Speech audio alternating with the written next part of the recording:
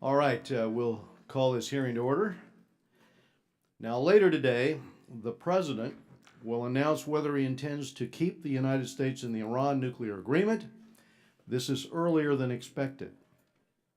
Over the past 6 months, the Trump administration has urged France and Germany and Britain to help address the full range of threats posed by the Iranian regime.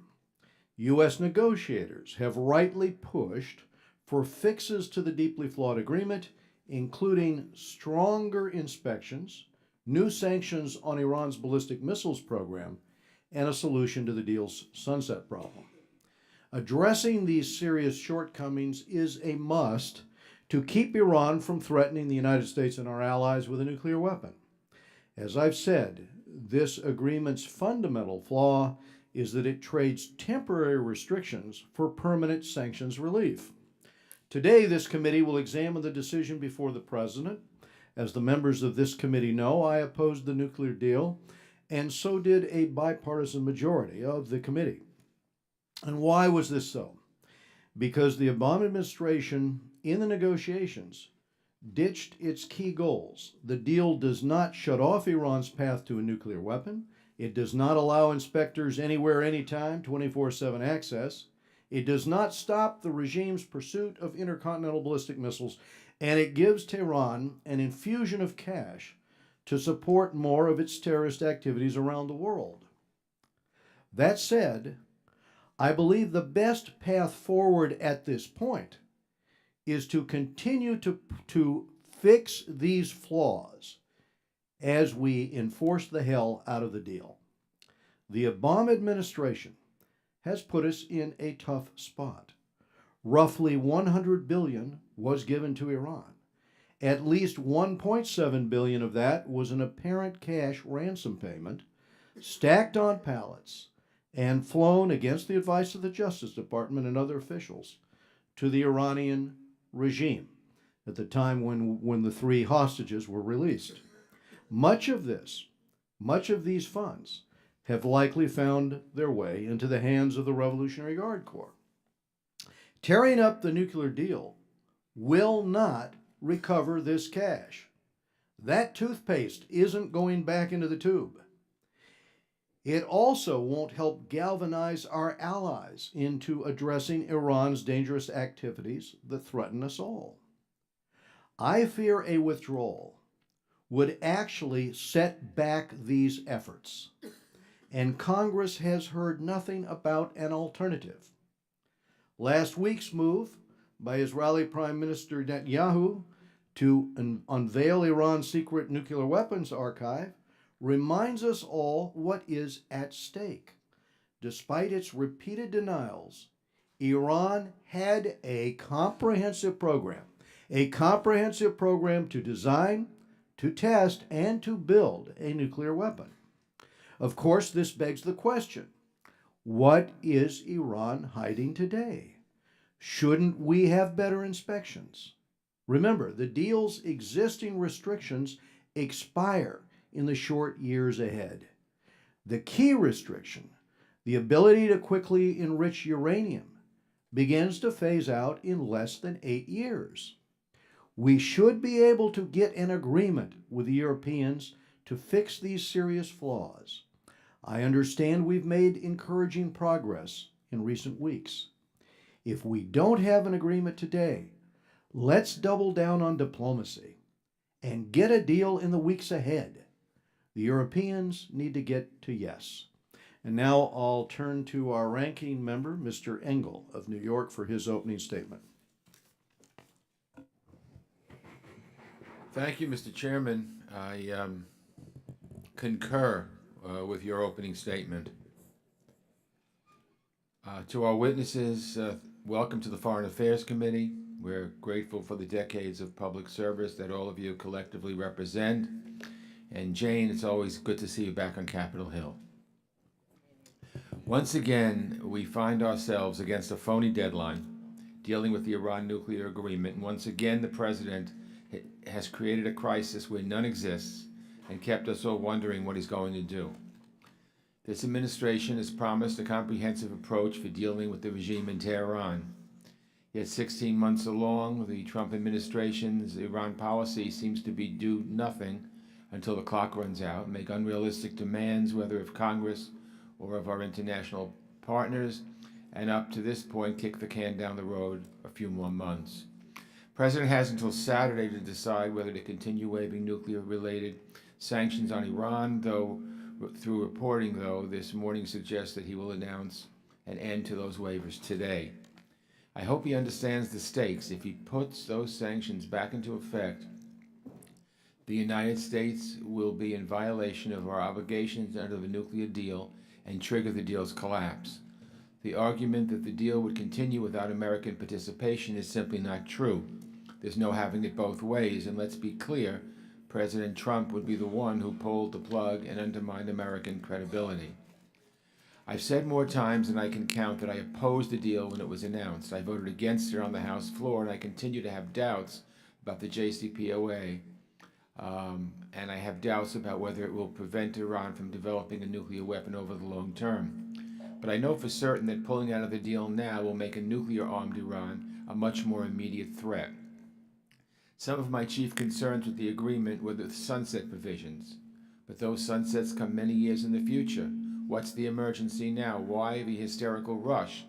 If the United States undermines the deal, the sunsets that expire in 10 or 15 years would instead expire at the end of the week. Iran would race headlong toward a bomb while keeping the cash that's been freed up over the last few years of sanctions relief.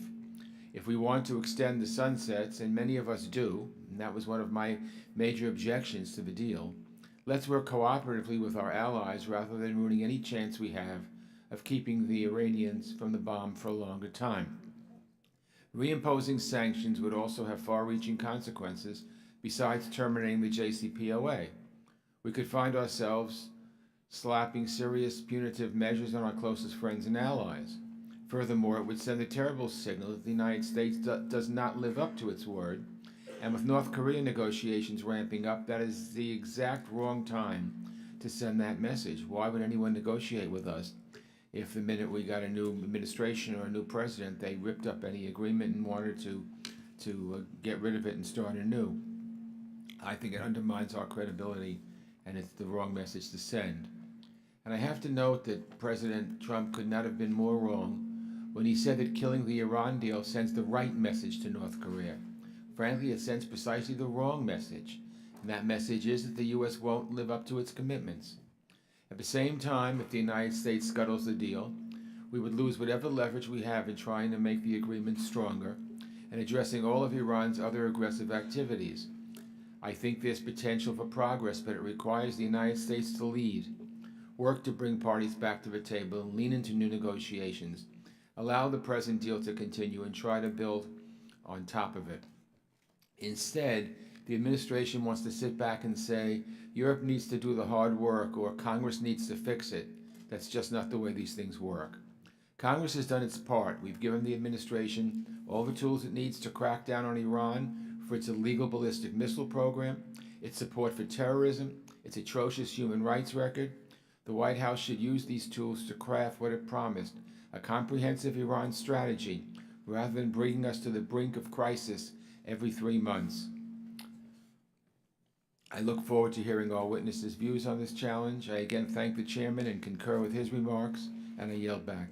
Thank you, Mr. Engel. So this morning, I'm pleased to welcome our panel. We've got distinguished guests on this committee, before this committee, including Ambassador Lincoln Bloomfield. He's the Chairman Emeritus and Distinguished Fellow at the Stimson Center, and he previously served as the Assistant Secretary of State for Political Military Affairs. We have Mr. Stephen Rademacher, who serves as Senior of Counsel at Covington and Burling. Previously, he served as the Assistant Secretary of State for Arms Control. Before that, the Assistant Secretary of State for International Security and Nonproliferation. Before that, with this committee. We have Jane Harmon. She leads the Woodrow Wilson International Center for Scholars. Previously, she served here in the U.S. House of Representatives, representing the people of California's 36th district, and we appreciate all of them being here with us today. And without objection, the witness's full prepared statement will be made part of the record. Members here are going to have 5 calendar days to submit any statements or questions or any extraneous material for the record. Obviously, the President's announcement yesterday that he'll be making an announcement on the Iran deal this afternoon, and the strong expectation that he'll be exiting the agreement changes today's discussion some, and it affects, certainly for the witnesses, their written testimonies, which I've read. I appreciate the scrambling, and I'm sure I'm hopeful here that this would be all the more reason why we should be concise here today in terms of your testimony, and so that way we can hear your expertise in response to our questions. And again, thank you for being here to discuss these very important topics. We'll start with Ambassador Bloomfield, and we'll ask him, please summarize your remarks if you can. Thank you, Chairman Royce, Ranking Member Engel, members of the committee. Thank you for the honor of being with you this morning. Like you, I await the President's announcement this afternoon whether he will continue to waive nuclear sanctions on Iran or withdraw the United States from the P5+1 nuclear agreement. There are valid reasons to maintain the restraints on Iran's nuclear program under the Joint Comprehensive Plan of Action. There are also strong criticisms of the accord because it has left the world uncertain as to whether Iran still seeks to develop nuclear weapons in the future. I find merit in both points of view and believe that the legitimate concerns of supporters and critics of the JCPOA can both be accommodated if the Congress is prepared to act. The Iranian regime's malign activities, domestically and regionally, require a more effective response, and the President is far from alone in his criticism of the nuclear accord. The question is, what would be a successful policy? It is not enough to be right. The U.S. needs influence, credibility, and leverage over Iran and the problems it is creating. If the U.S. pulls out of the JCPOA, I see 4 serious consequences that we should hope to avoid. First, Britain, France, and Germany, our strategic allies who spent years negotiating this agreement, will be disappointed. Their publics may feel as though we snubbed the best diplomatic efforts of President Macron, Chancellor Merkel, and Minister Boris Johnson. If we end up in disputes attempting to enforce Iran sanctions against European companies, the West will be divided over the Iran threat. Secondly, Iran may resume an accelerated rush to build nuclear weapons with no restraints. The head of the Atomic Energy Organization of Iran, Ali Akbar Salehi, recently said that they could resume 20% enrichment activities at the Fordo facility in 4 days.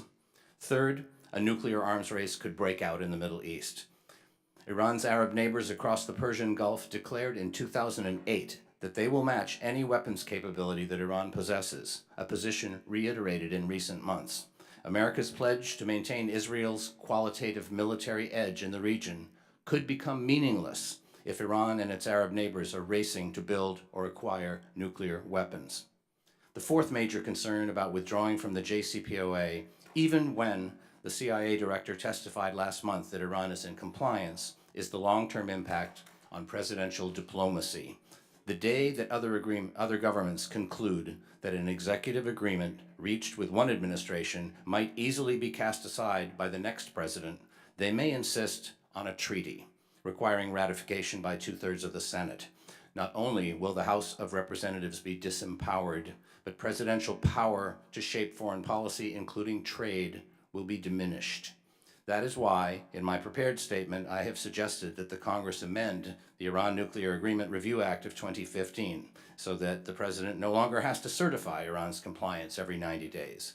We and our allies should intensify the identification and inspection of suspicious sites. The reality is that the final milestone in the JCPOA, where the International Atomic Energy Agency reaches a, quote, broader conclusion that Iran's nuclear activity is entirely peaceful, will never happen unless all legitimate suspicions can be put to rest. If Iran will not extend the duration of sunset clauses in the accord, we should codify the long-standing bipartisan policy that Iran must not have nuclear weapons. The President would leave no room for doubt by declaring this as a doctrine. A third area of concern is Iran's ballistic missile activity. When a 2010 UN prohibition was lifted as part of the accord, Iran immediately began testing missiles. Scores of missiles have been fired into Saudi Arabia from Yemen. There must be no financial dealings with any individuals, companies, banks, and organizations supporting Iran's ballistic missile program. 5 years have passed since President Obama extended the offer to Iran to pursue a path to a more respectful relationship. The nuclear deal was reached, but Iran has shown no interest in changing its ways.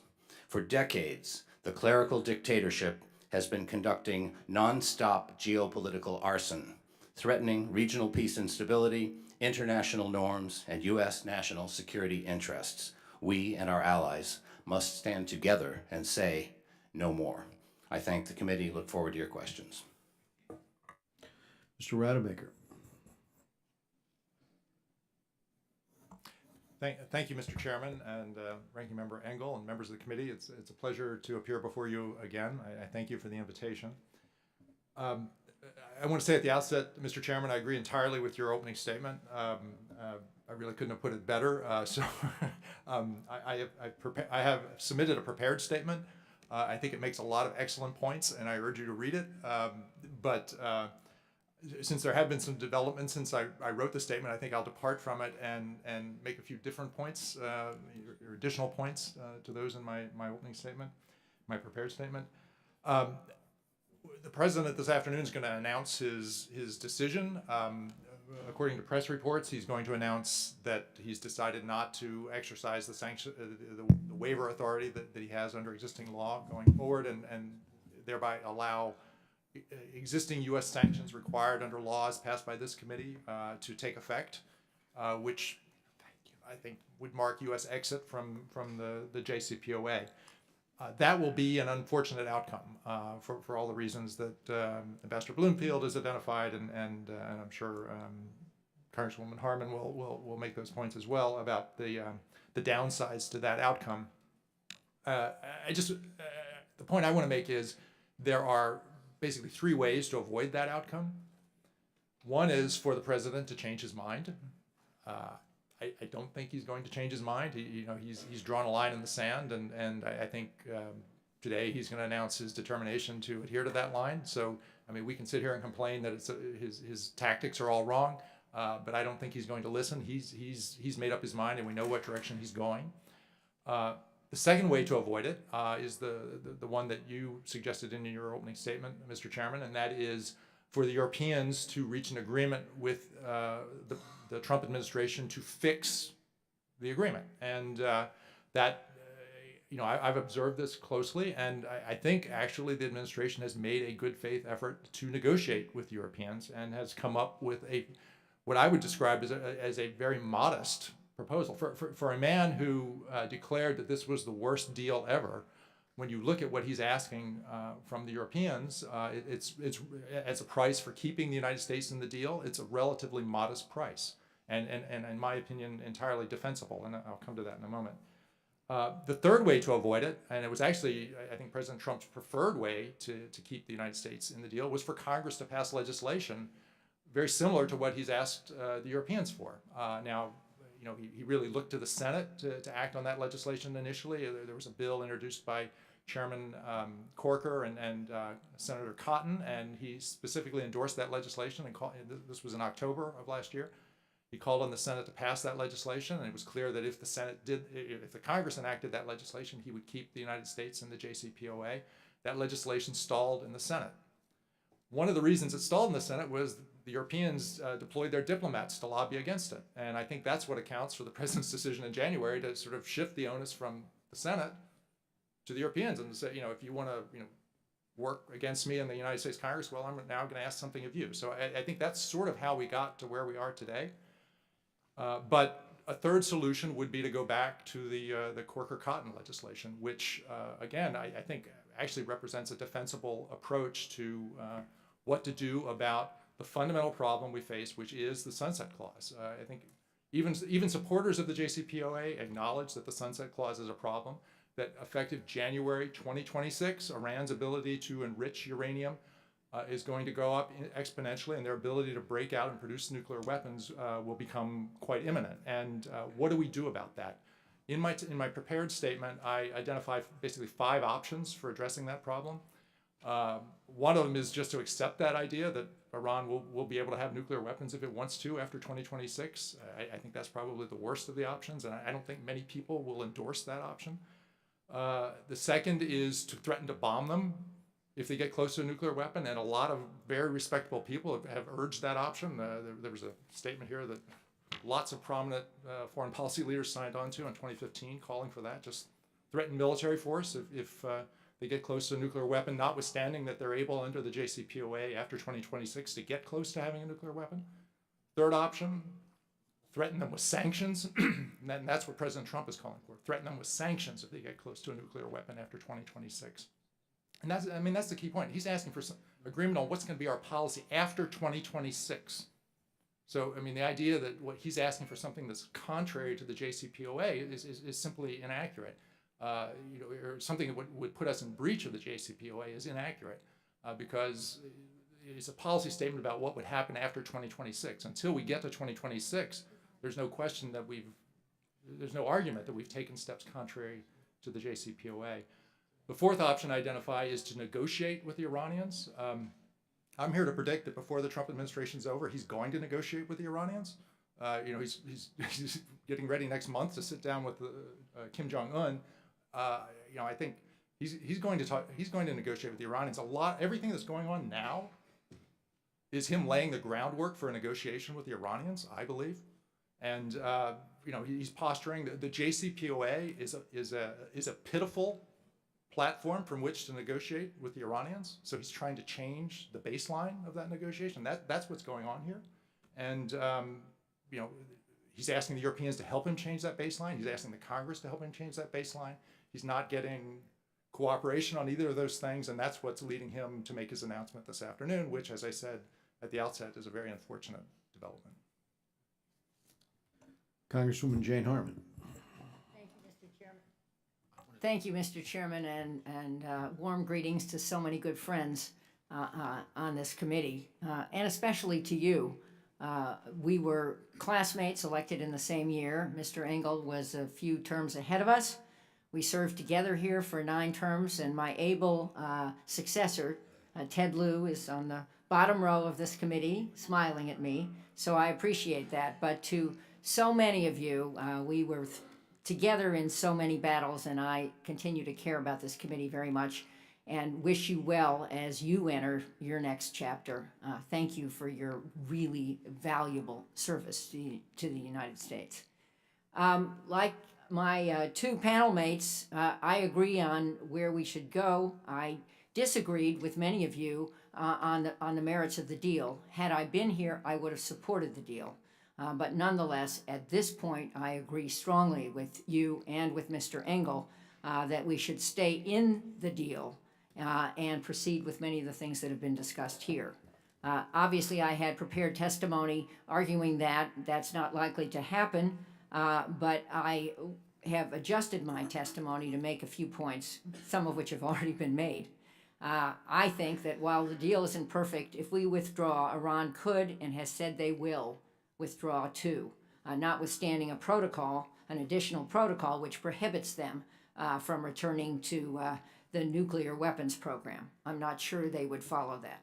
Some fear that Iran might also withdraw, and you mentioned this, from the 1968 Nuclear Non-Proliferation Treaty, under which 191 countries have agreed to prevent the spread of nuclear weapons and related technology. To me, that would be a major setback and potentially provoke a nuclear arms race in the region, which has been mentioned.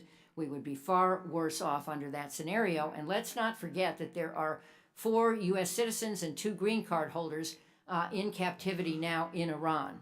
Their chances of being released just will get worse. For sure, the transformation that the Obama administration hoped for in our relationship with Iran has failed. Iran's malign behavior has not improved. It has gotten worse. We should accept that fact and address those problems with careful attention to Iranian involvement in Syria, Yemen, Lebanon, and its provocative behavior to its neighbor Israel, our democratic ally in the region.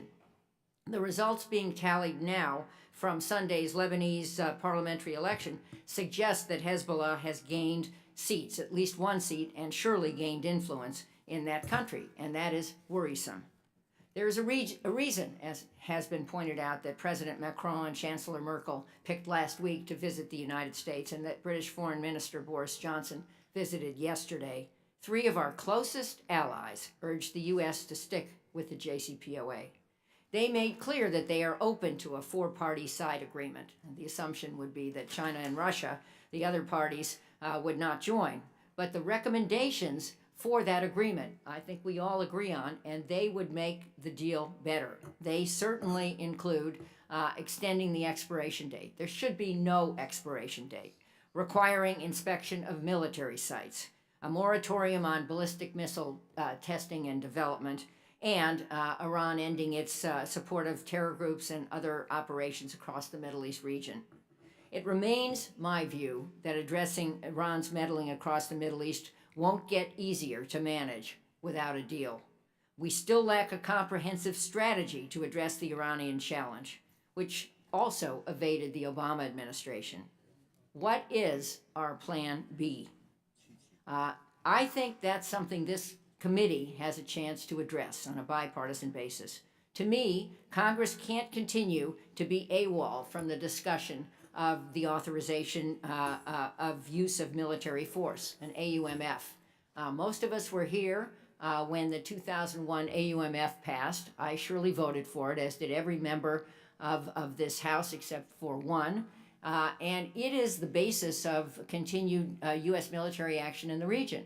My view is that it was limited in time and space, and it is time for Congress to step up and address the secondary and tertiary effects of withdrawing from the Iran agreement and some of the other activities, many of them military, many of them using military technology like drones or train and assist missions in the greater Middle East. And Congress can and should do this.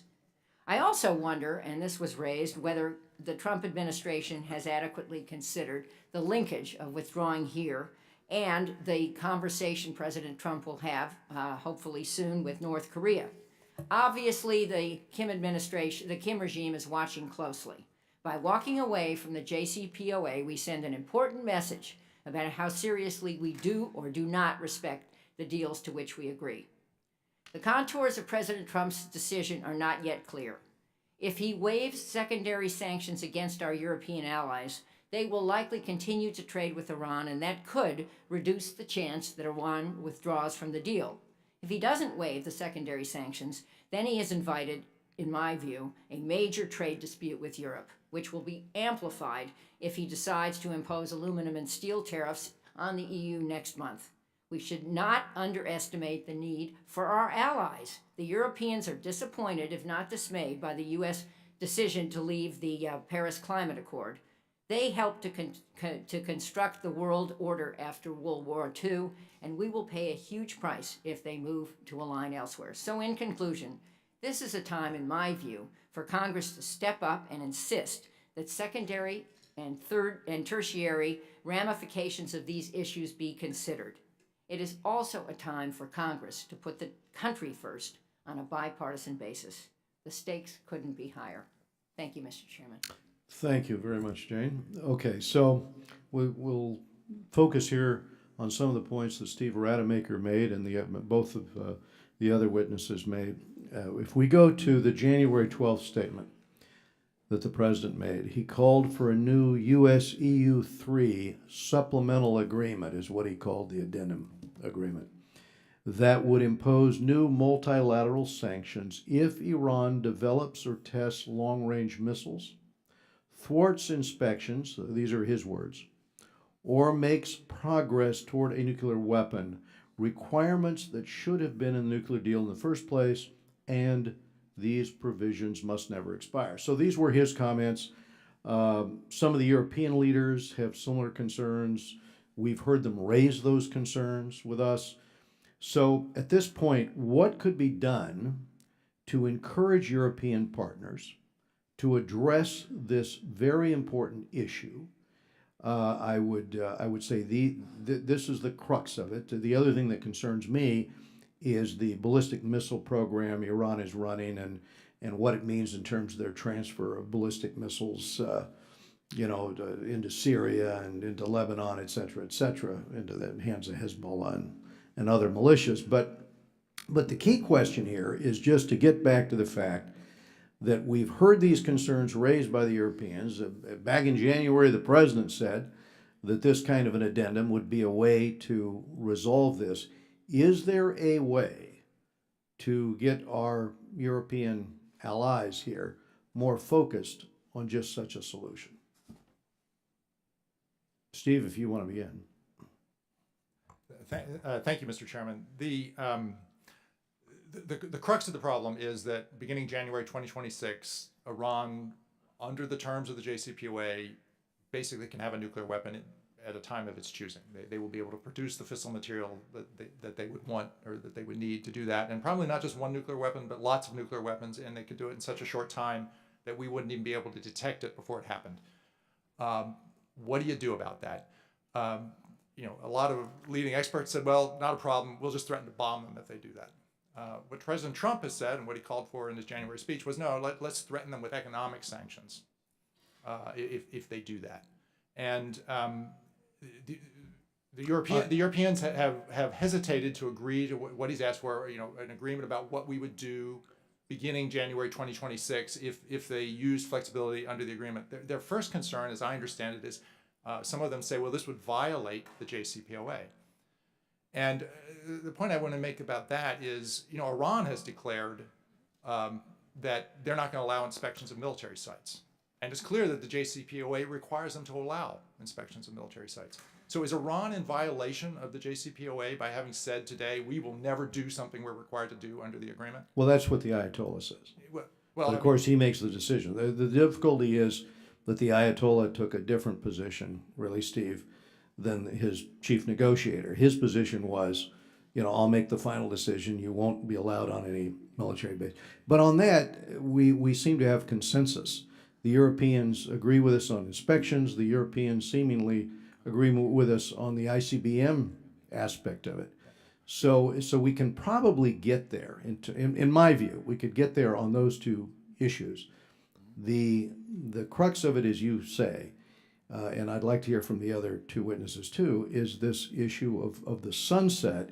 Is there a way to phrase this, or is there a conclusion we can come to that if they roll out an aggressive, nuclear weapons program at the end of the agreement, that there's going to be some kind of response? Well, I think the two reservations the Europeans have is, first, there's an argument that it would be a violation of the JCPOA for them to agree to what President Trump has asked for. And on that point, I was saying, just as I don't think the Iranians have violated the JCPOA yet by saying they're not going to allow these inspections, it would not be a violation of the JCPOA for us to declare with the Europeans what our policy is going to be starting in 2026. Got it. Okay. Yes. And I think some of the Europeans are still confused, and they still make the argument that no, that would violate the agreement today for us to declare that policy that we're going to follow starting in 2026. I understand. So, satisfying them on the legal point, I think, is the first thing. Let's then go the to second Jane. is, will the Iranians withdraw from the agreement if we do that? And there, look, it's in Iran's interest to bluff, right? I mean, they're going to want us to think that they would withdraw if we took that position. The question is, would they actually withdraw? I don't think it's in their interest to go back to the days of sanctions and isolation and confrontation, which is what reimposition of U.S. sanctions would mean. So I think actually the risk of Iranian withdrawal is much less than some have suggested. I tend to agree with you, but my time's expired. I'm going to have to go to Mr. Engel for his questions. Thank you, Mr. Chairman. In his January 12th speech, President Trump said, if Iran does not comply with any of these provisions, American nuclear sanctions would automatically resume. That's what the next waivers are due are the 2012 NDAA sanctions, which require the president to prevent foreign banks from opening accounts in the United States or impose strict limitations on existing U.S. accounts. If those banks process payments through Iran's central bank, the law exempts those countries who significantly reduce their purchases of Iranian oil from the previous reporting period. Ms. Harmon, let me ask you this. How would this affect countries like Japan, India, South Korea, and Taiwan, which have not reduced their importation of Iranian oil? Well, that's what I was trying to address in my testimony. President Trump could say that he's decertifying the deal today, but he could waive the imposition of those secondary sanctions. I surely hope he does that. I think that would be a better result. But let me also agree with Mr. Rademacher that he had better options. I mean, there's no reason to withdraw from the deal now. There is every reason to work with our European allies who said they were willing to do it on making the deal stronger before it expires. It's not expiring tomorrow. And let me just add finally that Secretary of State Pompeo, when he was the head of the CIA, said that Iran is complying with the deal, with the four corners of the deal. Let's understand, as the Senior Vice President of the Wilson Center, Rob Litvak, who's very knowledgeable about this, always says, the deal was a transaction, not a transformation. It was a transaction to end Iran's program to pursue nuclear weapons for a finite period of time. I wish that had been infinite, and I still hold out hope that that could be achieved if we took a different path. Well, I would hope that it could be achieved because, as I mentioned before, that was my major objection to the JCPOA, that it didn't really prevent Iran from having a nuclear weapon. It just postponed it 15 years. In relation to what we just mentioned, if the U.S. were to sanction companies in Asia for doing business with Iran, as we would be required to do under law, how would these sanctions affect U.S. strategy on North Korea?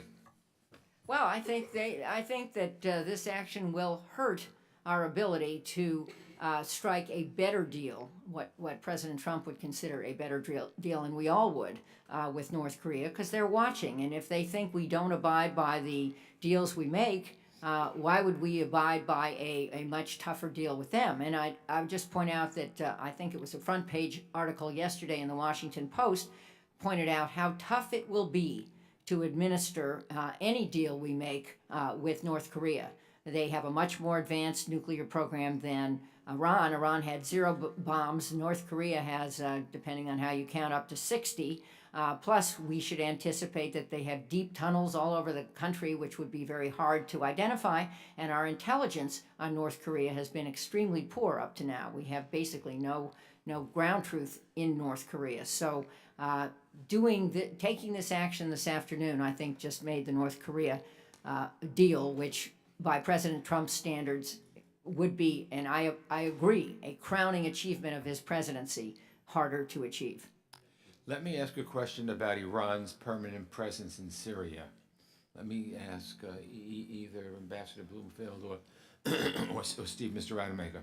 How would you advise President Trump to approach the crisis in Syria after the fight against ISIS? Without U.S. influence and presence, Iran is likely to benefit, yet the administration, in my opinion, appears to be handing Syrian territory over to the Assad regime, negotiating de-escalation zones on Israel's border that could give Iran a permanent presence in Syria, and how would a permanent Iranian presence in southern and eastern Syria affect U.S. interests in the region and affect Israel's interests in the region? Thank you, Ranking Member Engel. The first point I would make is that the JCPOA, the nuclear agreement, dealt solely with the nuclear sector. And at a time when President Obama thought that the Iranians wanted to turn a page and reform, they didn't pay much attention to the human rights abuses at home that you mentioned and the activities in the region. 5 years have passed, as I said. It's time to look at the non-nuclear side of Iran policy. In Syria, what has occurred is nothing short of the greatest war crime of the 21st century. Iran's Quds Force commands militia that I would estimate at 60 or 70,000 inside Syria, of Shia militia from several countries. The payroll comes from Tehran. The command comes from Soleimani. And so he has 80,000 in Iraq as well. We've never addressed this point. I think that what Bashar al-Assad has done cannot pass without consequences. We should be building a war crimes tribunal case against the Assad regime. We should have had a defection program against the Syrian armed forces. We should have been making a lot of noise about Russia's reckless and promiscuous use of weapons that they give to the Syrians to bomb children and women. Over 27 hospitals were bombed when the Russians came in, and a cordon sanitaire around Damascus. Where was America's voice? So I think it's never too late to speak up for what is right, and I think the Europeans would join us in putting together a series of political measures, informational measures, and put the spotlight on Iran's aggression and let the people of Iran know where all the money's been going, because it certainly hasn't been going to the people who are protesting in Iran today. Thank you. We go to Eliana Ross Leitonen of Florida. Thank you so much, Mr. Chairman. Thank you to all of our panelists, all good friends. When this administration came in, it made clear that fixing the JCPOA was going to be a top priority. We knew from the outset that there was a lot of work left to do, much of which the administration very clearly outlined in January, as we've heard, when it said this was perhaps the last chance to fix it. The administration had simple and common sense requirements that everyone should have been able to support. But it isn't just what is in the JCPOA that the administration has rightly said needs to be addressed. Iran's other malign activities, which you have addressed, including its ballistic missile program, its support for terror around the globe, have largely been ignored by our P5+1 partners ever since the nuclear deal was concluded, looking the other way. Despite years of diplomacy and despite assurances from official after official during the last administration that this would not be a problem, our European allies have been reluctant to join us in holding Iran accountable. The administration must succeed in getting our European partners to act on the need to address Iran's malign activities. Our European friends must agree that getting rid of sunsets that allow Iran to be a nuclear weapon state in just a few years is in all of our interests. But if for some reason our partners believe that it is more important for them to pursue their economic interests with a state sponsor of terror, then the president must reimpose sanctions on Iran or withdraw altogether from the accord. Should we not get tougher enforcement and verification measures, and should we not get our partners to look at the totality of the Iranian threat, then we need to start looking at what comes next. We still have many tools at our disposal, and it is clear that Iran will continue to give us every opportunity to sanction it for its illicit activity. It simply doesn't care. No matter whether people think the JCPOA is working or not, Iran is only getting stronger in the region as it expands its influence and becomes more capable of threatening U.S. interests. Just look at the Lebanon elections that took place a few days ago and those that are coming in Iraq this weekend. If we keep wishing and hoping that we're going to fix the JCPOA, but nobody takes any action to do so, then we'll soon be in a far worse situation than when we started, if we aren't there already. We may need another way to ensure Iran's nuclear program is kept in check. As the chairman stated, the challenge is in how to get the Europeans on board and exert maximum pressure on the Iranian regime. So my question then, I probably will only have time for Ambassador Bloomfield. If the president does decide to walk away from the deal, I know that Congresswoman Harman already addressed this, do you envision the need for imposing secondary sanctions? My metric of success for foreign policy, Congresswoman, would be unity among the allies. If they are on board with us on what we bring forward, then we have a chance of pressuring Iran. I want to point out that I don't think that Iran's supreme leader is acting from a position of strength at all. I think they are on thin ice at home. There were over 450 demonstrations last month in a country 1/4 the population of the United States. Other ayatollahs are sounding off against Supreme Leader Ali Khamenei. I believe a case can be made that they They brought on the secret nuclear program not for military purposes, but to give the supreme leader some charisma that he wasn't receiving in the Shia community in the Middle East. So they are trying to put on a revolutionary front for the people back home, and it's not working. And on the issue of secondary sanctions for So on the issue of European secondary partners, sanctions, if we lose the Europeans by going after their companies or any other companies in the world, the way to do that is to point out the suspicious sites. We can point out any site where we have credible information, and we can insist that the rest of the world support us in demanding inspection. But it has to be based on real information. thank you. And thank you to our excellent panelists. Mr. Chairman, I yield back. Thank you. Brad Sherman, California. Thank you. I want to associate myself with the opening statement of the chair and the ranking member. A number have said who support the JCPOA have said that we should always regard the signature of the President of the United States as binding on our country, that the President gives our word and that word is binding on us. I would hope that Congress would reject that view. For example, this president might sign an agreement with Russia that said we will never base American soldiers in Poland or the Baltics. Unless that is approved by Congress, it should not be regarded as binding on the American people. So I think it is legal for the president to renounce the JCPOA. It's just a terrible idea at this time. It will meet the president's psychological needs. This agreement has the scent of Obama on it. It will meet perhaps his political needs. It is terrible statecraft. The president would be doing so in order to say he wants to sanction Iran. Just a few weeks ago, a bipartisan letter was sent to the president urging him to use the existing sanctions from 2010 to sanction those who give spyware to the Iranian government to suppress its people. He has not sanctioned a single company, nor has his predecessor. It doesn't seem like the president wants to sanction Iran in order to sanction Iran. He wants to sanction Iran in order to desecrate a document signed by his predecessor.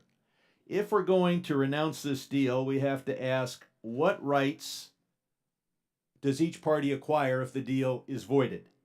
Well, Iran gets to go forward with its nuclear program. No inspectors, heavy water, unlimited centrifuges, and they can seek a return, I'll get to this in a second, of the stockpile of fissile material that they shipped abroad under the deal. What do we get? Well, we know that sanctions can change Iran's behavior. There are many reasons to sanction Iran. Does voiding the deal allow us to impose sanctions we couldn't impose otherwise? Well, we know that voiding the deal angers Europe and Japan and makes it incredibly difficult to have effective multilateral sanctions. But some of us, many of us were here when John Kerry sat at that table and told us that even under the deal, adhering to the deal, we can sanction Iran in full proportion to its non-nuclear wrongdoing. They're responsible for hundreds of thousands of deaths in Syria, tens of thousands of deaths in Yemen. They stone people to death for who they love. If they never had thought of a nuclear program, we would be coming up with every possible sanction. And if we said we're doing it because of Syria and Yemen, we'd have European support. So the only reason, there are plenty of reasons to sanction Iran to change its behavior. Staying in the deal allows us to sanction Iran and have the hope and expectation of European and Japanese support. Voiding the deal liberates them and reduces the effectiveness of our sanctions.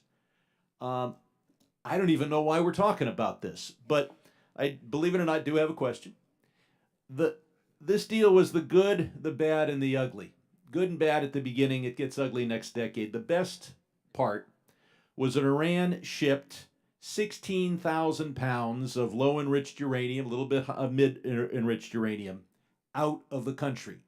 They had the fissile material, which if further refined could create several nuclear bombs. They shipped it to Russia. Ms. Harman, would Mr. Putin, if we voided this agreement, would he entertain a request from Tehran to return that fissile material, which was shipped to Russia? Would he tease us? Would he return part of it in return for more control of Syria? How would we empower Putin if he's sitting on 1,600 pounds of low enriched uranium that he may or may not return to Iran? First of all, let me commend Congress for something it did last year by a veto-proof margin, and that was to pass a sanctions law against Russia, Iran, and North Korea that dramatically increased sanctions against all three countries. And I think that law has been very effective, and Congress did this on a bipartisan basis. So there's something to celebrate there. What would the newly sworn-in president of Russia do? He would make mischief. I'm not exactly sure how he would do it, but I think that is his MO. And oh, by the way, there has been a vacuum in the Middle East as U.S. leadership, in my view, has reduced. That has allowed Russia to increase its power in Syria and elsewhere to our detriment. So I think leaving the deal on a unilateral basis, if that's where this comes out, even if we do, and I hope we do, waive secondary penalties that permit Europe and Iran to keep the deal, further isolates us, and that's a mistake in terms of U.S. strategy. If the clock is accurate, I have time for one more question, but I'm not sure it is. If we simply don't enforce the secondary sanctions and all we're doing is cutting off trade with the United States, would that be significant enough for Iran to withdraw from the deal if all they're losing is the U.S. caviar market? Well, I actually don't think so, but let's understand it does have significant effects on at least one U.S. company. That would be Boeing, which has sold a number of airplanes to Iran, and I think that deal would be in jeopardy, and thousands of jobs in various locations in the U.S. would be in jeopardy. So I don't understand. I think none of us understands what the advantage to the U.S., and I think that's the point of your question, is from the way the administration seems to want to proceed this afternoon. We're all in favor of a better deal, and I think there is a path to get a better deal. We go to Chris Smith of New Jersey. Thank you very much, Mr. Chairman, and thank you to this very distinguished panel for your insights. Let me just ask you, Ambassador Bluefield, you talked about the payroll for the Quds Force of 60,000. Did any of that come from sanctions relief or any of the monies that were conveyed? And how do we have an accounting yet as to how much money has actually gone from us and the Europeans to Iran, and where that money has gone? Secondly, maybe all of you quickly, your assessment of Netanyahu's disclosures. Was that positive, negative? Was it insightful? Did it give you something that you had not seen before? And then finally, I met with Hua Chu, who's the wife of Shi Wang, who's a Princeton graduate student. Met with her for hours. She was practically in tears talking about her husband, who has now gotten a 10-year sentence for espionage, absolutely trumped up, part of the ongoing campaign of Iran to incarcerate Americans in order to get some kind of benefit, because it's trumped up. We know that Bob Levinson still remains unknown. And, he's 70, he's got diabetes, he needs help. All of the Americans and the green card members, as you mentioned, Ms. Harmon, need help. And yet, we look at the Magnitsky Act. The last tranche in December had no Iranians on there. It seems to me we're missing an opportunity. We've got the Countering America's Adversaries Through Sanctions Act passed last year. There are tools. I hope the administration, uses that. I think my friend from California a moment ago made a good point. I remember hearing John Kerry say all the other issues, human rights, go all out on the sanctioning, and yet that seemingly has not happened with the previous administration or this one. Your thoughts on that as well? Thank you, Congressman. So let me start off by First of all, making a recommendation. The first place I ever worked was the Congressional Research Service. I urge you to ask them to do a compendium of every law and norm that Iran has broken since 1979, as long as they don't run out of paper. It will be instructive to both sides. As for the accounting for funds, this is another piece of homework that I think the Congress on a bipartisan basis should ask for. What I have observed, some people will say that up to 80% of the Iranian economy is controlled either by the religious foundations or, since 2005, by the paramilitary. They own the banks, they run the contracting. You can't get something big done without it going through them. So when we talk about, do we sanction an Indian company, a European company, an American company, I think that's the wrong way to enter the conversation. The question is, where is the money going? And if it's going to the people who are building ballistic missiles and shooting them into Saudi Arabia, if it's going into militia which are calling in airstrikes on Syrian cities and towns, then that has to be an issue for us and the Europeans to sit down and say, you can't be doing business if the money's going to these individuals, these companies, these entities, these organizations. I think if we take it that way, if we ask the administration to work with Congress on an intensive accounting of where the money goes, I think the sanctions issue will sort itself out. Could I make a comment on human rights? Mr. Smith, you and I were in China together at the 4th UN conference, I remember that, on women, making similar points about human rights for women. It was a historic conference, and I applaud you for staying focused on that issue. As I mentioned, there are 4 U.S. citizens and 2 green card holders presently in Iran. I think this action by the president makes it harder for us to get them out. And this issue is really personal for the Wilson Center. One of our most famous scholars, Hala Esfandiari, who's an Iranian American, was imprisoned in Irvin Prison in 2007, and it took an international effort in which I participated, and I'm sure you did as members of Congress, to get her out of that prison. She had gone home to visit her ailing mother. So we have to keep an eye on this. We have to think about ways in which we can help Americans who are unfairly detained there, especially those who are ill. And it seems to me that our strategy should include that as one of the goals to achieve in the near term. And I don't think this strategy to be announced this afternoon does in an effective way. Quickly on the human rights issue, Congressman, let me just congratulate Congressman Sherman for pointing out, for recalling how Secretary Kerry and other officials of the Obama administration at the time Congress was considering the JCPOA emphasized that there was nothing in the JCPOA that would prevent Congress from enacting sanctions with respect to human rights violations, with respect to missile proliferation, with respect to other malign activity by Iran. Partly in reliance on those assurances, the agreement was approved under the legislative mechanism that governed the congressional review.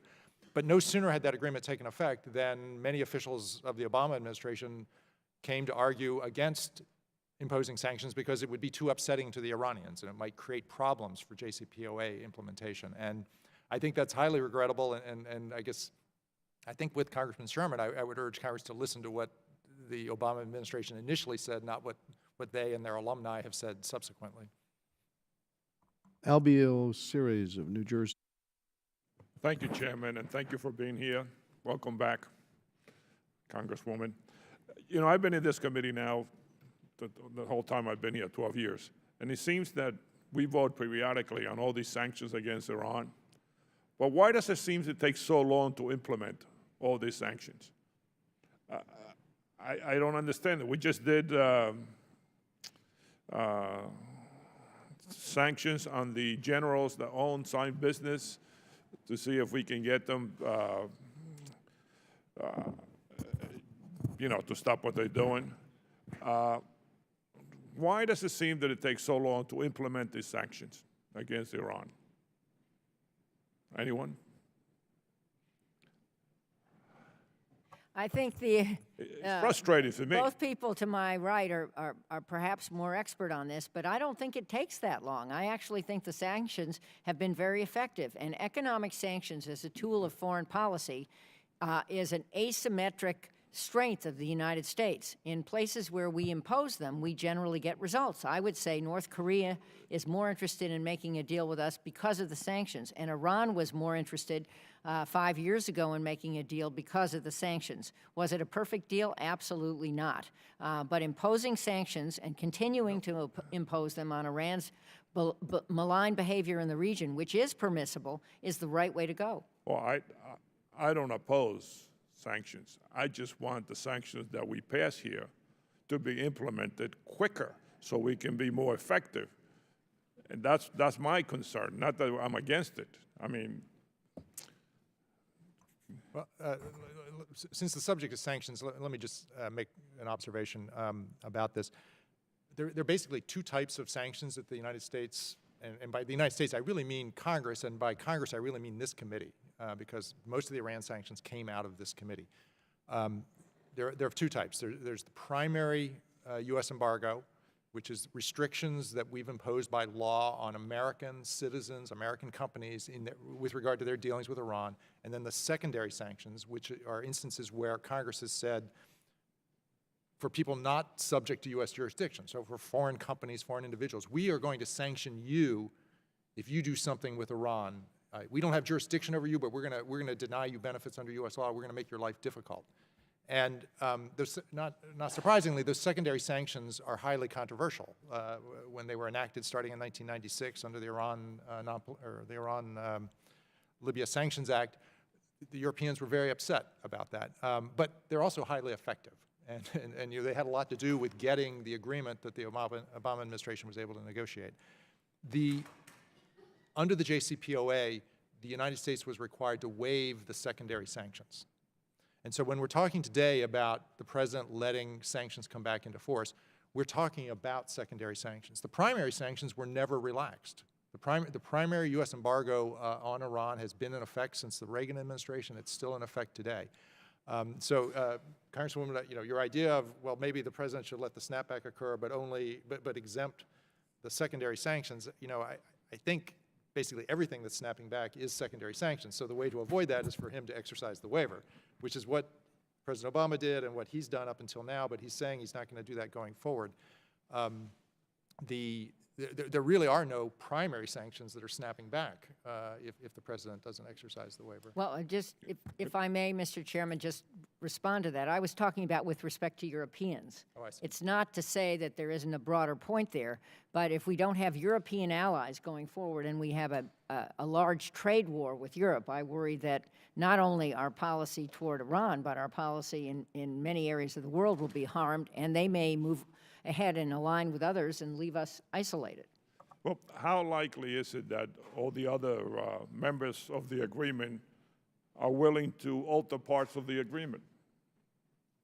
If I could make a comment, if we are talking about secondary sanctions that say you can't trade with Iran, that's one thing, and I think that may get us in trouble with Europeans and others. If, however, we look at how the Treasury Department, for example, lists individuals, entities, and whatnot, and we have intelligence that say these are the people who are doing all the malign activities, then that's the conversation we have with companies and say, your deal is through this front company or through this bank or through this holding company in Iran, and they're the ones who our intelligence shows are paying for the Syrian operation. So that's the conversation I would form. I was thinking in the sanctions, when we did the financial sanctions, that it seemed to take forever to take effect. I'm sorry, go ahead, sorry. Well, your question was how willing will foreign, I heard your question, how willing will foreign countries be to change the deal? And I just want to stress, President Trump has not asked for anybody to change the deal. I think ultimately he'd like to renegotiate it, but what he's calling for is a supplemental agreement that wouldn't change the deal, but it would be a declaration of policy between us and the Europeans about what we'll do if Iran deploys missiles or tests missiles in a way that we find threatening, what we'll do if they violate their sanctions, their inspection obligations, and I don't think that's controversial. And then thirdly, with regard to the sunset clause, what our joint policy will be starting in 2026. So he's not saying let's So write we an don't need amendment, Iran. have everybody agree to. It would be let's declare a policy about what our countries will do starting in 2026. So it's not a change to the JCPOA. Okay. I have my time right now, but thank you very much. We now go to Mr. Dana Rohrabacher of California. Secretary Bloomfield, do I call you secretary? No. Call me Link. Okay, there you go. You went through a litany of some of the things that Iran has been doing that are very disturbing throughout the region. Let us just note that what you're talking about cost a lot of money, and what we're also talking about here is the Obama decision, and as manifest in this treaty, to provide $150 billion to the disposal of the Iranian regime. And so everything that you just talked about can be traced back to a funding mechanism that we provided them. But I would like to disagree with you on one note. You kept noting how strong Iran is. The mullah regime that controls Iran is incredibly weak, and you mentioned that as well. You have had uprisings throughout that country. Now, I hate to sound like, Cato the Elder. The mullah regime has to go. This is not an anti-Iranian statement. This is a pro-Iranian statement. The people of Iran hate the mullah regime. It is corrupt, it is brutal, and all we talk about is these periphery actions when we never mention and go right to the heart of the matter, which is we should be supporting those elements in Iran that hate the regime and will replace it with a more civilized government, which they all support. Iran is not our enemy. The mullah regime is our enemy. And while we're discussing this issue today, we should understand that. The last administration provided $150 billion to that mullah regime, not to the people of Iran, to that regime. Let's note that my colleague mentioned the Magnitsky Act. Just so everyone will know, I support the Magnitsky Act. I didn't support calling it the Magnitsky Act because I thought that particular case had yet to be proven. But the point is, we have that power, and again, we have not designated any of the mullah regime gangsters as to be punished by an act that we put forward and have passed in this Congress. So we've been inactive in anything aimed at the mullah regime, but instead broadly attacking Iran. I don't believe that's a strategy that will work. Let me ask, no one got around to the question about whether Netanyahu's briefing for the American people and the American government was a positive or a negative. Maybe I could have each one of the panelists just give us a very short on their reaction to Israel. Thanks, Congressman Rohrabacher. On the Netanyahu release of information, I think from what I understand, I've not read it all, it demonstrates a serious program to build nuclear weapons. And so then it calls into question, what is the intention of the regime? I really think the United States needs to speak with one voice and stand united. So as a centrist, let me give President Obama his due. I think he was wrong in his assessment of Iran. But in 2013, he quoted a fatwa from the Supreme Leader in front of the United Nations that they forbid nuclear weapons. Everything that Prime Minister Netanyahu has released suggests that the Iranians were never going to give up nuclear weapons, that they would keep the knowledge in perpetuity. So I think that there's an issue of intent and trust. Going back to what the chairman said, if I were advising President Trump, I would say whenever you get a message that comes from President Rouhani or Foreign Minister Zarif, the answer should be, I need to hear it from the Supreme Leader. He's the one and only decision maker. It's time for Iran to stop talking out of two sides of his mouth.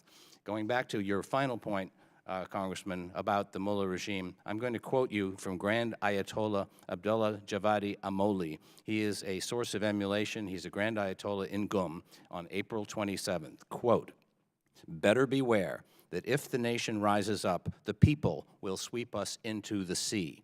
Many have already fled or found a place to escape, but we have nowhere to escape to," unquote. And there's our solution, and we've ignored that over and over again to try to get around the idea that we are recognizing that the mullah regime is not Iran, and we should be supporting Iran and the Iranian people. Just really quickly, Israel's briefing, good, bad, positive, should pay attention to it, not? I took it as further confirmation that Iran has had a longstanding interest in acquiring nuclear weapons.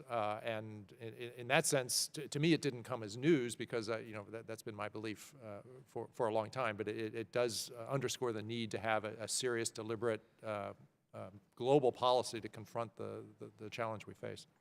Jane? I, too, always thought Iran's intention was to acquire nuclear weapons, so I wasn't surprised by it. But I'd make two other points. One on regime change. I think we should be very, very careful given the Iraq experience. And if the people of Iran who elected their government by more than 50% in a four-way field want to change their government, then let them do that. But I don't think calling for that from outside is going to improve the situation. That's my personal view. But final point on North Korea. Unless the people who support that, calling down the regime, end up in jail, end up having their I think families that is beaten dreadful. up. That's a human rights issue, and we should impose sanctions against those who do that. Right. But on North Korea, talk about their intentions. They've built 60 nuclear weapons, so let us not be naive as we do a deal with them, and I'm in favor of doing the right deal with North Korea. Let us not be naive about their intentions. Let me note in Korea, we paid for that as well.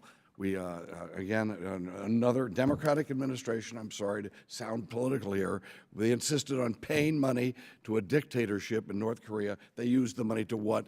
To put us in a position where they're building nuclear weapons again, probably with the money that we gave them. And one last thing, Netanyahu has given us an alarm bell. He's ringing the alarm bell. I am proud that our president seems to be listening to that. I'm looking forward to see if we act upon that alarm. Thank you very much, Mr. Chairman. Thank you, Mr. Rohrabacher. We now go to Mr. Jerry Connolly of Virginia. I thank the chair, and I thank the chair for holding this hearing on a day that I think is a very momentous day in terms of foreign policy, in which the president is about to make a decision fraught with consequences, and that could lead to the very thing we're trying to avoid, a nuclear Iran, the fracturing of our ability to have meaningful dialogue and agreements with our allies and with our adversaries. Let us remember, P5 included Russia and China. My friend from California, who chokes on criticizing a Democratic administration, nonetheless feels compelled to do so, wants to have us believe that the money released pursuant to the Iran nuclear agreement somehow was some kind of payoff for all kinds of evil things. Primarily, it was the release of funds that had been frozen pursuant to sanctions. And I got news from my friend from California. You got to have carrots and sticks if you're going to have an agreement. If it's all carrots, I don't know what compels anybody to agree to anything. And most of that money was used to pay off huge debts the Iranian regime had incurred because of the plummeting price of oil and the effect of sanctions. Ms. Harman, welcome back. So listening to Mr. Rademacher, you think, the president's just kind of making some reasonable things here. I don't think our allies are going to be all that upset. Now, I don't know, correct me if I'm wrong, I thought I saw the president of France speak before a joint session of Congress warning us not to do precisely what apparently President Trump is going to do this afternoon. Is my memory faulty on that? I don't think so. It's also true that Chancellor Merkel made a one-day trip from Germany, and that the foreign minister of Britain came yesterday to talk to a number of people. I guess the Brits thought that he would be all their most importuning effective President Trump and his spokesperson. administration not to do it. Right, but they also expressed a willingness, so far as I know, and I think we're all in agreement here, and I think most of the committee is, to enter into a side agreement that addresses problems that I think everyone here has with the deal. Now, Mr. Rademacher also made the assertion that Obama administration alum, the ink was barely dry on JCPOA in terms of congressional action when they begged us not to impose sanctions on non-related nuclear activity. Is it not true that there was a lot of concern up here that some people who have been overtly critical of the JCPOA turned around and introduced sanctions legislation that would have, in fact, unraveled the agreement because they dealt indirectly or kind of almost directly with sanctions that were covered by the agreement? Well, I think there was a lot of conversation about which sanctions should be imposed. That's but right. There was never any doubt that sanctions against Iran's malign behavior outside the four corners of the deal, which is just a transaction And to freeze Forgive me, I'm running out of Iran's time, but nuclear program. pursuant to your point, would be- many of us turned around and voted for the comprehensive sanctions you referenced in your testimony. Right. Mr. Rademacher, let me talk about compliance in the time I have left. In the agreement, the JCPOA agreement, Iran was required to go from 19,000 centrifuges to 6,104 at the old IR-1 designation. Have they complied? So far as I'm aware, they've complied, Yeah, they've complied. with all their obligations. On enrichment, they have to go down to 3.67% for 15 years. Have they complied? Yeah, so far as I'm aware, yes. Stockpile, they had to reduce their stockpile of enriched uranium from 10,000 kilograms to 300 kilograms and ship it out of the country. Did they comply? So far as I'm aware, yes. Reprocessing, they won't conduct reprocessing or reprocessing research on spent fuel, and that's indefinite. Have they complied? So far as I know, yes. Fordow, have they stopped enrichment at Fordow? I believe they have. You believe they have. On the TANs, again, they were required to limit the amount of centrifuges for research and the level of enrichment, and again, returning models to an earlier generation. Did they comply? I can save you time. I think they've complied with all their agreements. Well, let me just run through it because Or all their I'm obligations. trying to pay attention to your testimony here. I'm trying to find flaws in their compliance. Iraq, the plutonium production reactor, they're required to concretize the reactor and redesign and rebuild the heavy water research facility. Did they comply? I believe they have. Are you aware of any inspection of a nuclear facility they've not complied with? No, I'm not. No. And has the IAEA and the international community certified 11 different times they are in full compliance with the agreement? The IAEA has not found any fault with it. And were there 6 presidential certifications, including with President Trump, saying the same? Yes. Yes. I rest my case. We go to Joe Wilson of South Carolina. And thank you very much, Chairman Ed Royce, for having this very important hearing today, and thank all of the witnesses for being here. And Ambassador Bloomfield, to amplify further your view, Prime Minister Benjamin Netanyahu recently had revelation of Iran's secret nuclear archive highlighting the limits to the IAEA inspections. The archives were apparently unknown to IAEA, and other nuclear sites may have been similarly unknown. I believe that President Donald Trump has been correct that the Iranian nuclear deal is dangerous to American families and to our allies of Israel.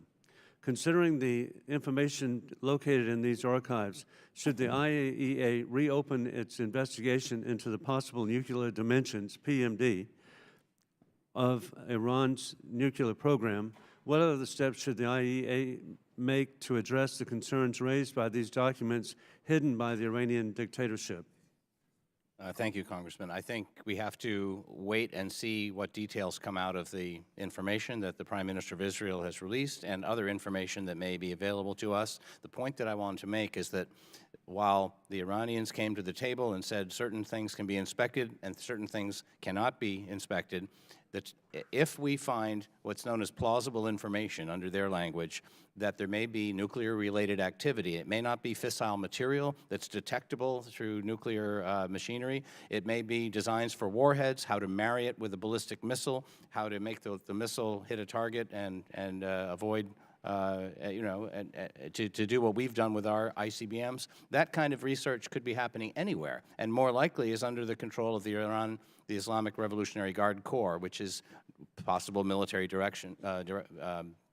dimension and would be on a military site. So if we have any kind of plausible information, we have every right to go to the Europeans and together go to the IAEA and say, we have to inspect this. And as I pointed out earlier, you can't get to the end point of the JCPOA, the broader conclusion at the end of several years that Iran is peaceful in intent, unless you answer those questions. So we should focus on detection, investigation, inspection, verification, and be more relentless than we have been. And I appreciate your emphasis on verification. And Ambassador Rademacher, how would you characterize Iran's current ballistic ballistic missile capabilities, and what would you expect the trajectory of their continued missile development to be if they're not impeded by sanctions or other diplomatic measures? At this point, what needs to be done to safeguard against the ballistic missile threat to Europe today and as they're targeting America tomorrow? Yes, well, Iran has a very active ballistic missile program, and over time they've been increasing the range of their ballistic missiles, I believe with the ultimate goal of deploying intercontinental ballistic missiles, which would be missiles that could strike the United States. You know, I think a critical point that needs to be made, and I think this connects back to what Prime Minister Netanyahu revealed, it makes absolutely no sense for Iran to have an ICBM if it doesn't have a nuclear weapon. Missiles of that range, I mean, first, they're not going to be very accurate, and even if they were accurate, I mean, they're not going to do that much damage. You have ICBMs, like we do, to attack your adversaries with an atomic warhead. And so the fact that they're continuing to pursue these longer-range missiles, I think, speaks to their ultimate intentions. They wouldn't be doing this if they did not ultimately have the intention of putting a nuclear warhead on the top of that ICBM. And hey, for a diplomat, I appreciate you were very clear that ICBMs and nuclear weapons are tied together and just simply can't be separated. And I appreciate that we've actually had bipartisan cooperation. Congressman Seth Moulton and I had an amendment to the NDAA to ask for analysis of the ICBM capabilities of Iran. And Congresswoman Harman, thank you to have the alumni return. The current estimates that Iran has provided Hezbollah $800 million annually for their efforts, and they actually now have 150,000 missiles in southern Lebanon, a threat, and the capability of building missiles. So the threat is almost incalculable. Following the elections last week in Lebanon, what can we do to promote a moderate influence in Lebanon? Well, let me say two things. On the missile capability of Iran, it is worrisome, and it's not just that they, over time, if this deal somehow ends, can put miniaturized warheads on top of missiles, but they can also proliferate the missiles. And let's understand that there has been proliferation between Iran and North Korea, which now has a highly advanced missile capability. In the 90s, when I served on the House Armed Services Committee, I worked with former Senator John Kyle to try to block Russian technology transfers to Iran, which occurred at the time, which made their missile capability more effective. So that's one very sad chapter in U.S. history. On this question, I am worried about Hezbollah. I mentioned the Lebanese election. Hezbollah ran in the election. It had political, it had candidates for parliament, and it increased its seats by at least one, but plus apparently 5 other seats from another party are technically in the Hezbollah orbit. So not only does it have some political participation in the Lebanese government, but you are correct about the missile emplacement in southern Lebanon, and we've already seen one war between Lebanon and Israel where Hezbollah managed to lob a lot of missiles from basements of civilian houses along the border. Those were not very smart missiles. Now the missiles are smarter and have longer range, so it's very, very worrisome. Again, thank you all for being here today. We go to Ted Deutsch of Florida. Thank you, Mr. Chairman, and thanks to our witnesses for being here. Mr. Chairman, we have 3 thoughtful witnesses, all of whom had provided distinguished service to our country and government. We have a chairman and ranking member of this committee, and a good number of members of our committee on both sides of the aisle who are quite concerned about Iran's nuclear program and Iran's activities, destabilizing activities in the region. And for an awful lot of us, there is consensus that if the president chooses to walk away from the Iran deal, a deal that I opposed but have repeatedly said needs to be strictly enforced, if the president walks away, we abdicate American leadership in all of the areas where Iran poses an immediate threat to us, to our allies, and to our security interests. So I would just ask our witnesses, going through each of these, if I may, again, the idea being, how do we retain American leadership? We can predict what Iran might do or not if the president chooses to not certify, to withdraw. We can predict what the inclinations of our allies might be. But I want to talk about what we can do to help lead those allies. And if the president goes in one direction, what can the rest of us, what can Congress do to continue to play that role? So on ballistic missiles, for example, on this, we heard over and over throughout the negotiation of the deal that the deal didn't cover ballistic missiles. The president today, if he wanted to, could impose even tougher sanctions with respect to ballistic missiles in Iran. Isn't that right, Congresswoman Harman? Yes, that's right. And should the deal have covered ballistic missiles? Of course, if they had been able to strike that deal, it should have. Should it have been term limited? No, it shouldn't have been. Should it have addressed Iran's other malign behavior? Yes, it should, and it still could if this side agreement were entered into. But can I just make one other comment? And that is the need for an authorization to use military force. I think that Congress can finally construct the strategy that has been missing from everything we've been doing in the region. The Obama administration didn't have a strategy either.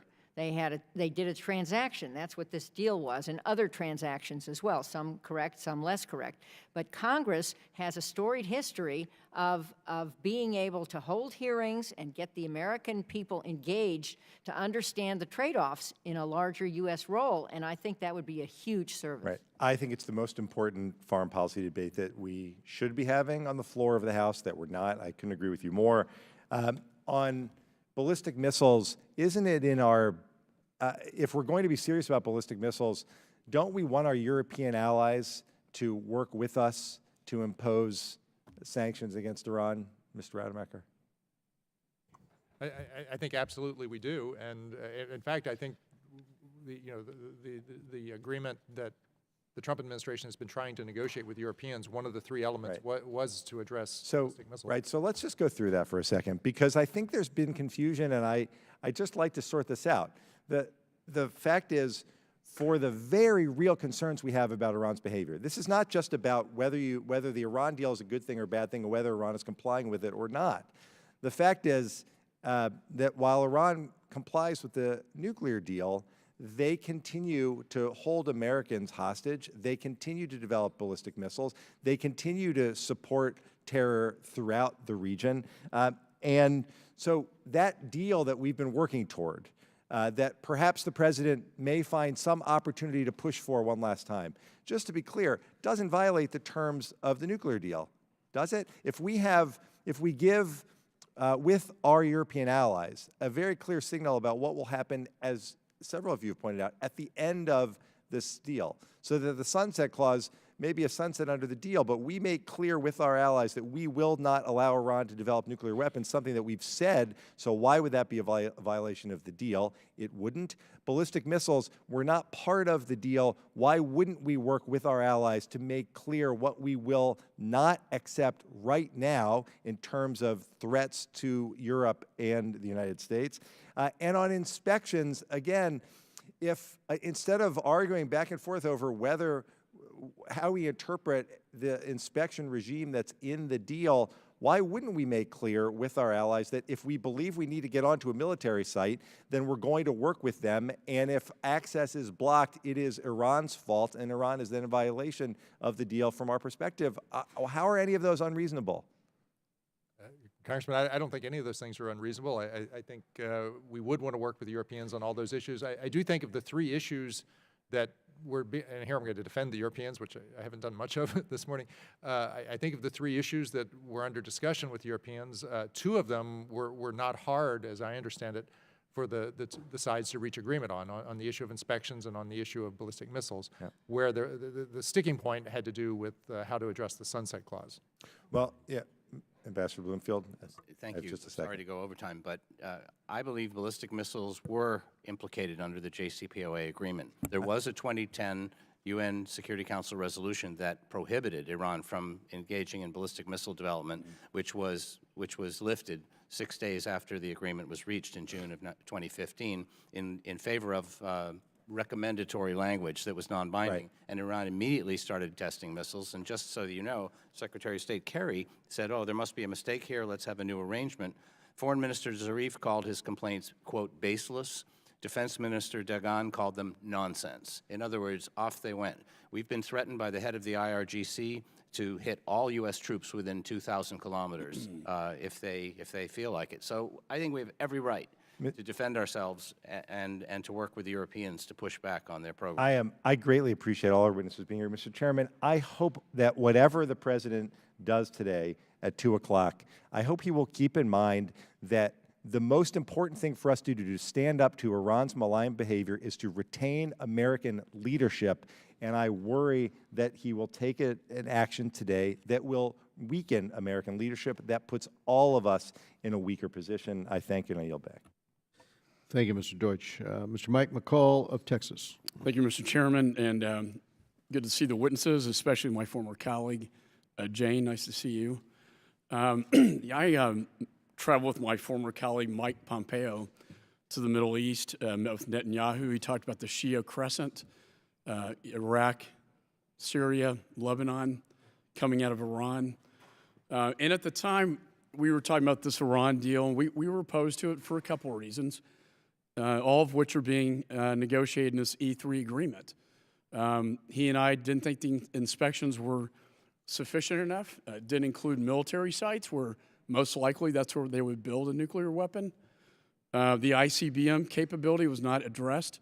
I asked Secretary Kerry right here why that wasn't in the deal, and he simply said it just couldn't be done.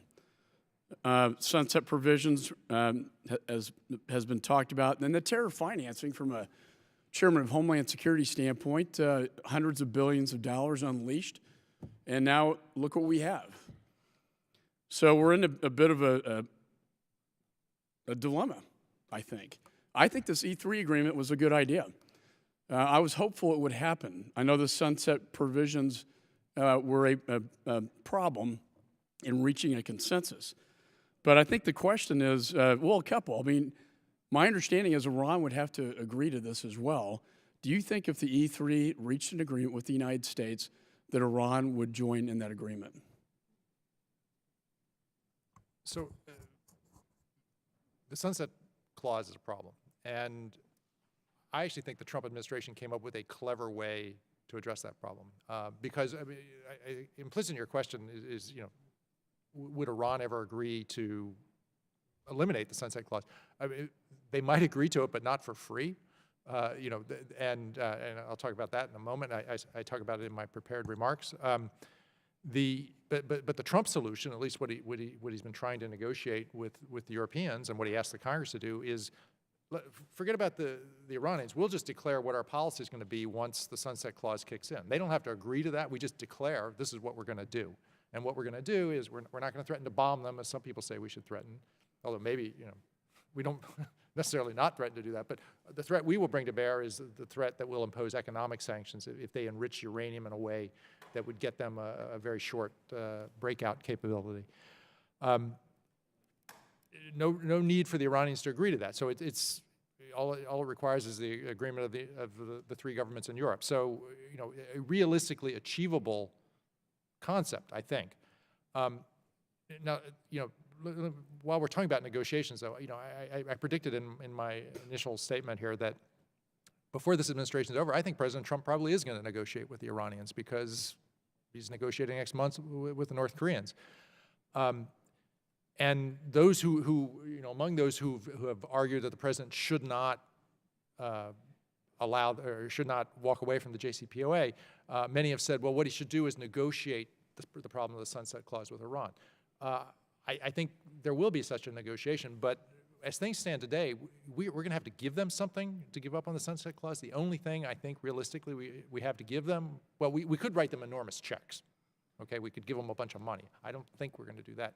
No, the other thing, I have about a minute and a half. So the other thing we could give them is relief from the primary embargo, okay, which is what we imposed because of their support for terrorism. And so we could trade our policy, our counterterrorism policy, for concessions from them on their nuclear program.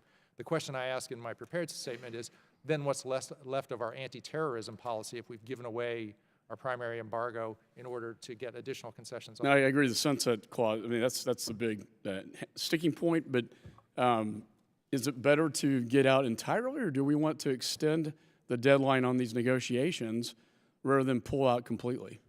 I think that everyone shares the goal of, except perhaps Iran, of extending the deadline. But the question we're all raising is, what's the best way to achieve the goal?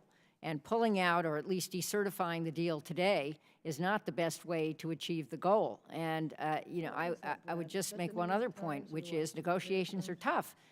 Each party has to give up something to get to a deal. I'm sure that John Kerry and others would say they wanted a stronger deal than they got. They got the deal that they got. And, you know, as a mother of four, I know that perfection is not an option. You've got to negotiate with your own kids to get a little, to get some progress. And I have five. Just one last question. I worry too, Jane, that it will shift attention away from Iran and put it on the United States.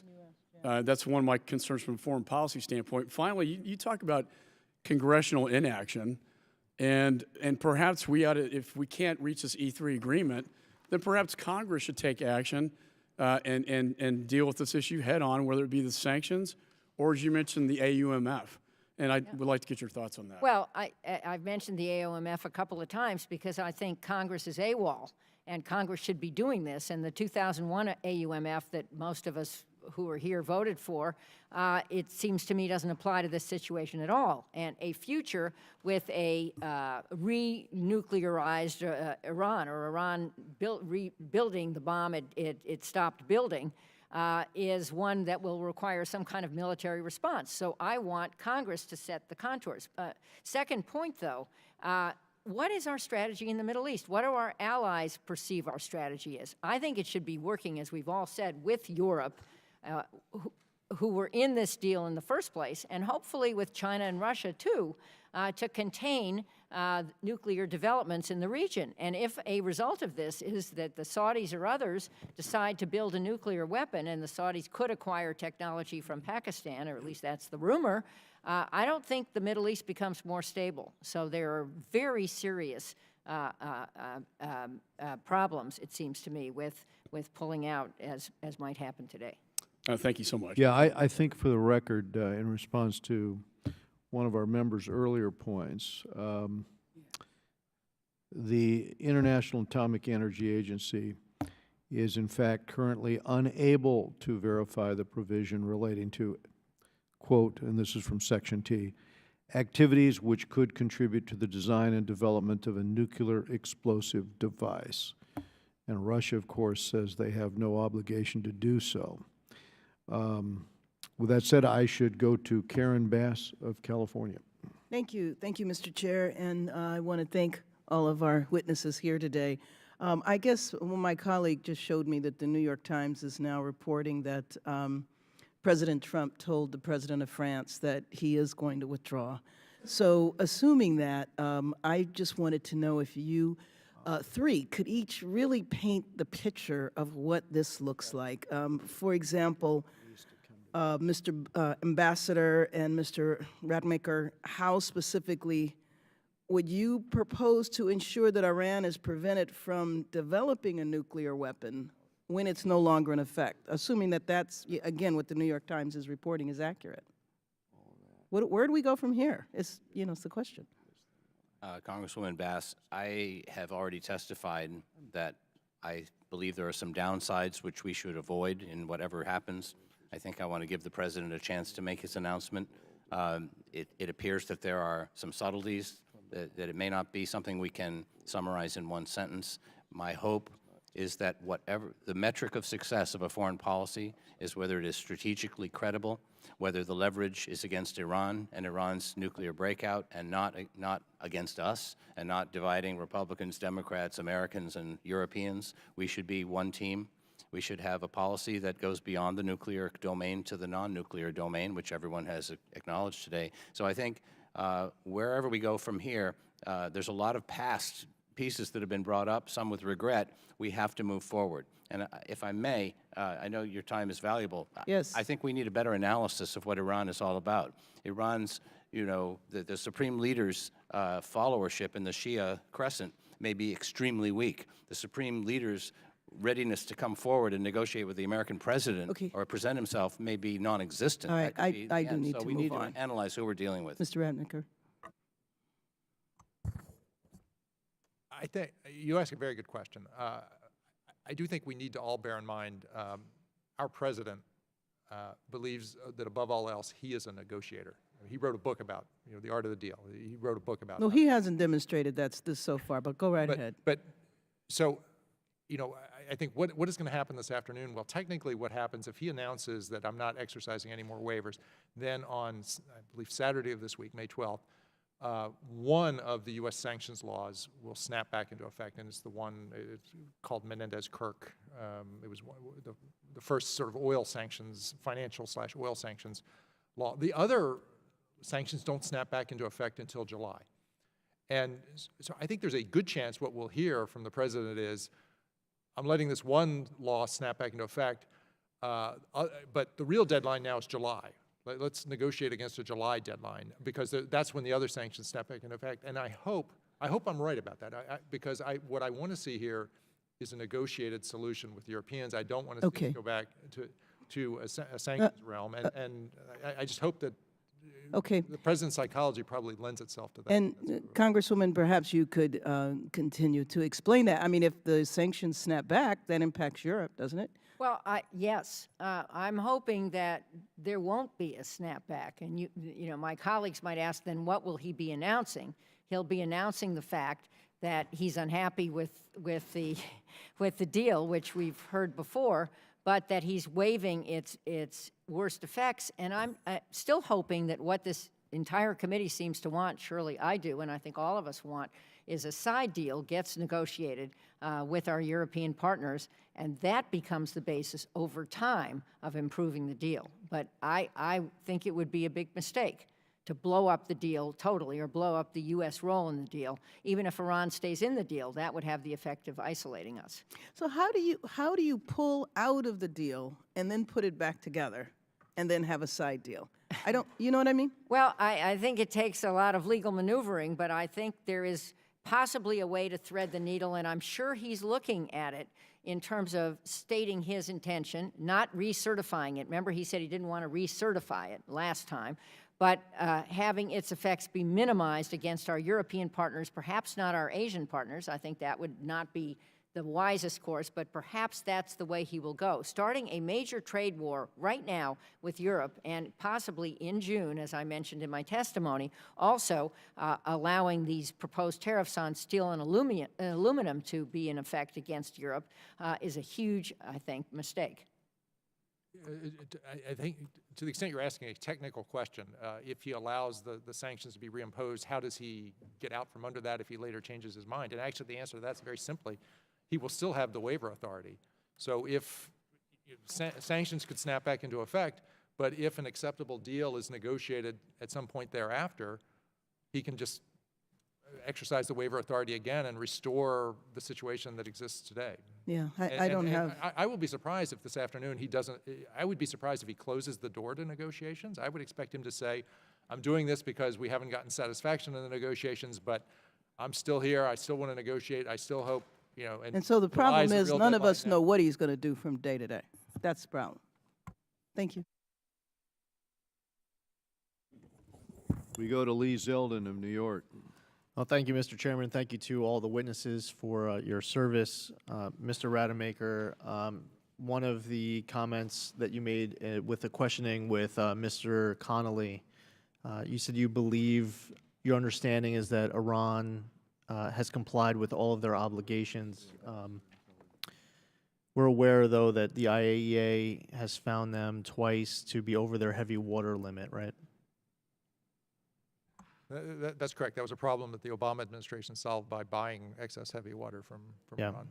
So that was one of the violations, and I just want to correct the record on a few different items, and I don't want to embarrass anyone here, but just a few components that are important to point out with regards to Iran's compliance or lack thereof.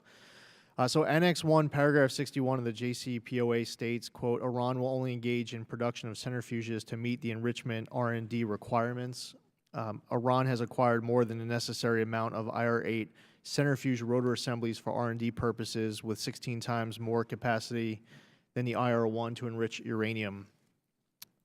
With regards to exceeding IR-6 centrifuge allowance, As part of the JCPOA, an enrichment research and development plan was submitted to the IAEA that permitted roughly 10 IR-6 centrifuges. Iran has assembled 13 to 15 IR-6 centrifuges, which should have been limited or destroyed under the plan. With regards to conducting mechanical testing of advanced centrifuges, in violation of the JCPOA, Iran has exploited the conditions governing the quality assurance of advanced centrifuges to conduct mechanical testing of advanced centrifuges.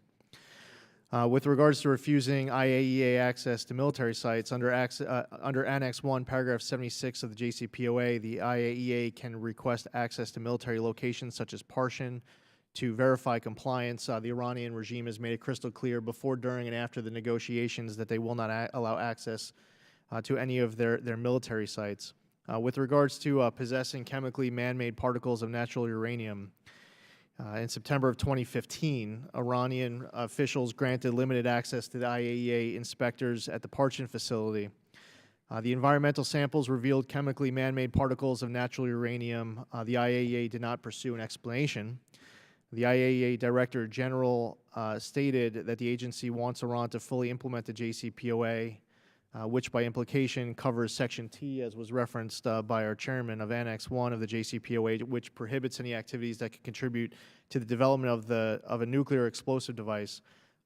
It should be noted that when we went to Parchin and we noticed that there were some particles consistent with what they are not allowed to have, they did not allow further access to their site following that. So we were not actually allowed to get our inspectors there to follow up on those particles. So I just wanted to correct the record on those few things. Mr. Chair, I have 2 minutes. Do you want me to yield to you for the remainder? No, that's quite all right. Go ahead with your line of questioning if you wish. Okay.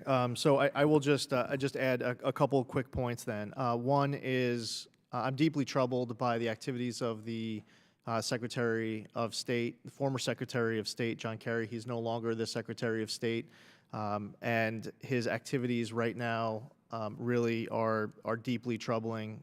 He wasn't very good when he was the Secretary of State. He shouldn't be acting like one still today.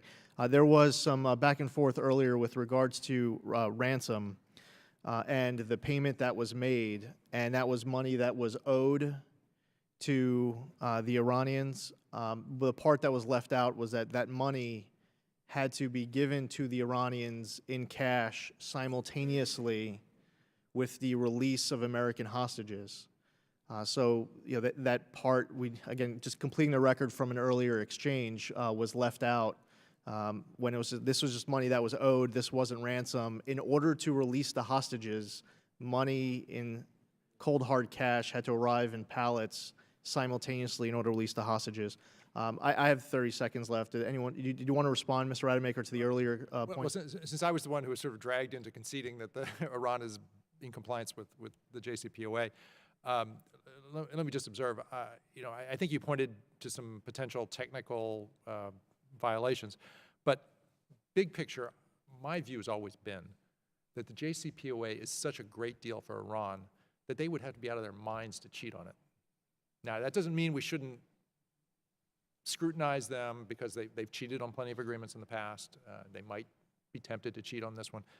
But rationally, the rational thing for them to do is comply fully, comply scrupulously, and then reap the dividend of the sunset clauses starting in about the 10th year, because then they'll be able to have everything they want. So why jeopardize that by cheating to gain some small advantage today when they get enormous advantages by operation at a time? And we're almost 2.5 years into the agreement at this point. So we're a quarter of the way to them being able to reap all the benefits. So I mean, the closer we get to the 10 years, which is January of 2026, the less incentive they'll have to cheat, because they just wait a little bit more time and they get they won't have to cheat. Yeah, important points. Thank you for mentioning all of them. I think in a way Iran can't help themselves but to cheat and to test the limits and see what they could get away with.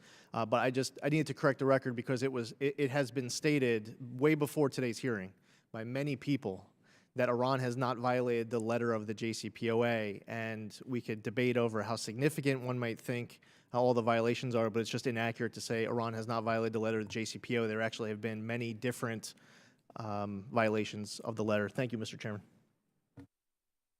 We go now to Bill Keating of Massachusetts. Thank you, Mr. Chairman. You know, most of the attention today will go with the President's decision to pull out of the agreement. I wish there was more attention on this hearing, because I do believe Congress has a role, this committee has a role, a major role.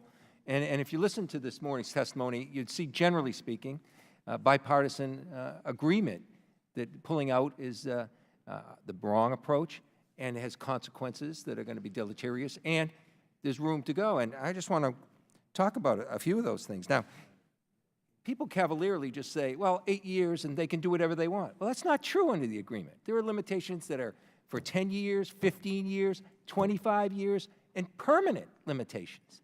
Those are in the agreement. Now, the sunset issue is one that there are some restrictions on this going forward, limitations on this. And you know, our approach to this and to the inspections issue, which Secretary Mattis said are, in his own words, pretty robust verification, his words. So the inspection process is there. The enforcing these limitations under sunset. We should take a policy with our allies of extremely and aggressively pushing inspections, certifications. That is already at our disposal if we work together and work hard. And if they're violating it, that coalition coming together can make adjustments themselves. And that's where we should be going with this. Now, there are issues with the ballistic missile program and the activities of the Quds Force, the malign activities of the Quds Force. But within that coalition, and independently we can deal with that, but working with the coalition, we could be more effective dealing with those issues. And here's my point. By pulling out, and I've talked to the leaders in the other countries, there's no surprise here, they're staying in, our allies. And the division that that's going to cause is just going to undercut our ability to do what I just said. Aggressively enforce what's there. Stand together and make sure that's being done. That's being ripped apart with that. Can you comment on the real harmful effect of us being able to enforce this strongly as a coalition, being undercut by this pulling away from the agreement?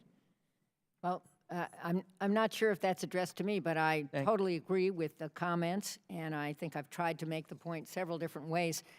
You also made a point that I hadn't mentioned yet, which is that former Secretary of Energy, Ernie Moniz, who was a key negotiator here, he was the actual nuclear scientist in the room, claims that a number of provisions in the deal are permanent. For example, he says that because of the way we track plutonium production, Iran will never be able to, not in 10 years, not in 15 years, not in 25 years, ever be able to produce a plutonium weapon, which is certainly a form of nuclear weapon that has devastating consequences, and that some other provisions, as you said, last more than 10 years. So, and I would agree with you, Secretary Moniz, and any scientist will tell you that we're concerned about inspections and the 28-day delay or something.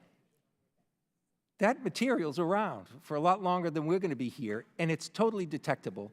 So that delay is not going to hurt our ability to do it. That's in there in the agreement as well. So there are things in here that we can deal with and work together with and maybe expand, you know, the issues that surround it. But we have to do it with that coalition that was so successful. We can't do it alone. Right. One of the real selling points of the deal was the P5+1, the fact that it's the permanent members of the UN Security Council plus Germany, and that includes China and Russia. And the fact that we could get to a deal, even if not a perfect deal, I made the point before. Yes, I'm in my last minute, so I'm sorry, apologies to interrupt, but you just mentioned something else that's important. Right now in Russia, Putin has had a pretty good week with his ceremony surrounding his being reinstalled as their leader. This really completes his week. This division with the West is exactly what Russia has been gearing towards and continues to undercut a coalition that's been there since the end of World War II, that's brought more peace and prosperity to this world than any other time period.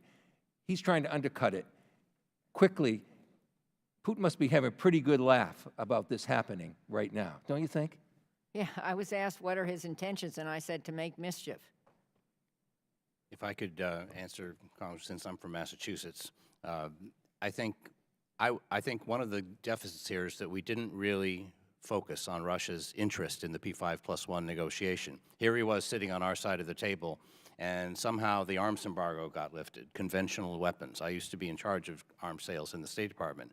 And suddenly, old deals were being carried out, deliveries were being made, and now he's got a new market for the Russian arms industry. We've never really commented on that, and that's a bit of cynicism. They weren't exactly in the same place strategically that we were with the West Europeans, so that's a problem. I also think, though, that it's important to understand, give a political explanation for what was happening at the negotiating table on the Iranian side.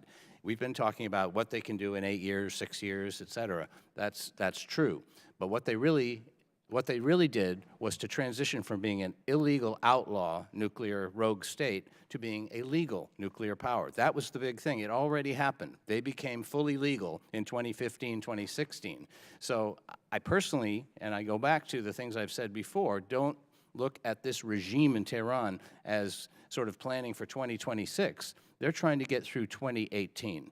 And I think that knowledge, that sensibility could help us come together on a policy on Iran that puts leverage and pressure on them to back off and looks at their vulnerabilities. Well, thank you. I yield back. Okay, we're going to go to Ann Wagner of Missouri. Thank you, Mr. Chairman, for this timely hearing. I want to also thank the witnesses for their service. When the last administration signed its very flawed nuclear deal with Iran, many hoped that the economic incentives would entice Iran to leave its destabilizing, violent agenda behind and to join the community of responsible nations. I, quite frankly, never shared that optimism. Nearly 3 years later, Iran's behavior remains deeply disturbing. Iran's support for Assad and for terrorist groups throughout the region compromises U.S. interests and, frankly, the security of our allies. It is absolutely critical that the United States use its strength and its economic clout to hold Iran accountable for its proxy army of terrorist groups and extremist militias. Ambassador Bloomfield, U.S. policymakers see factionalism in Iranian domestic politics as kind of a ray of hope, but you have criticized Washington's longstanding kind of naivete in this regard, and I agree.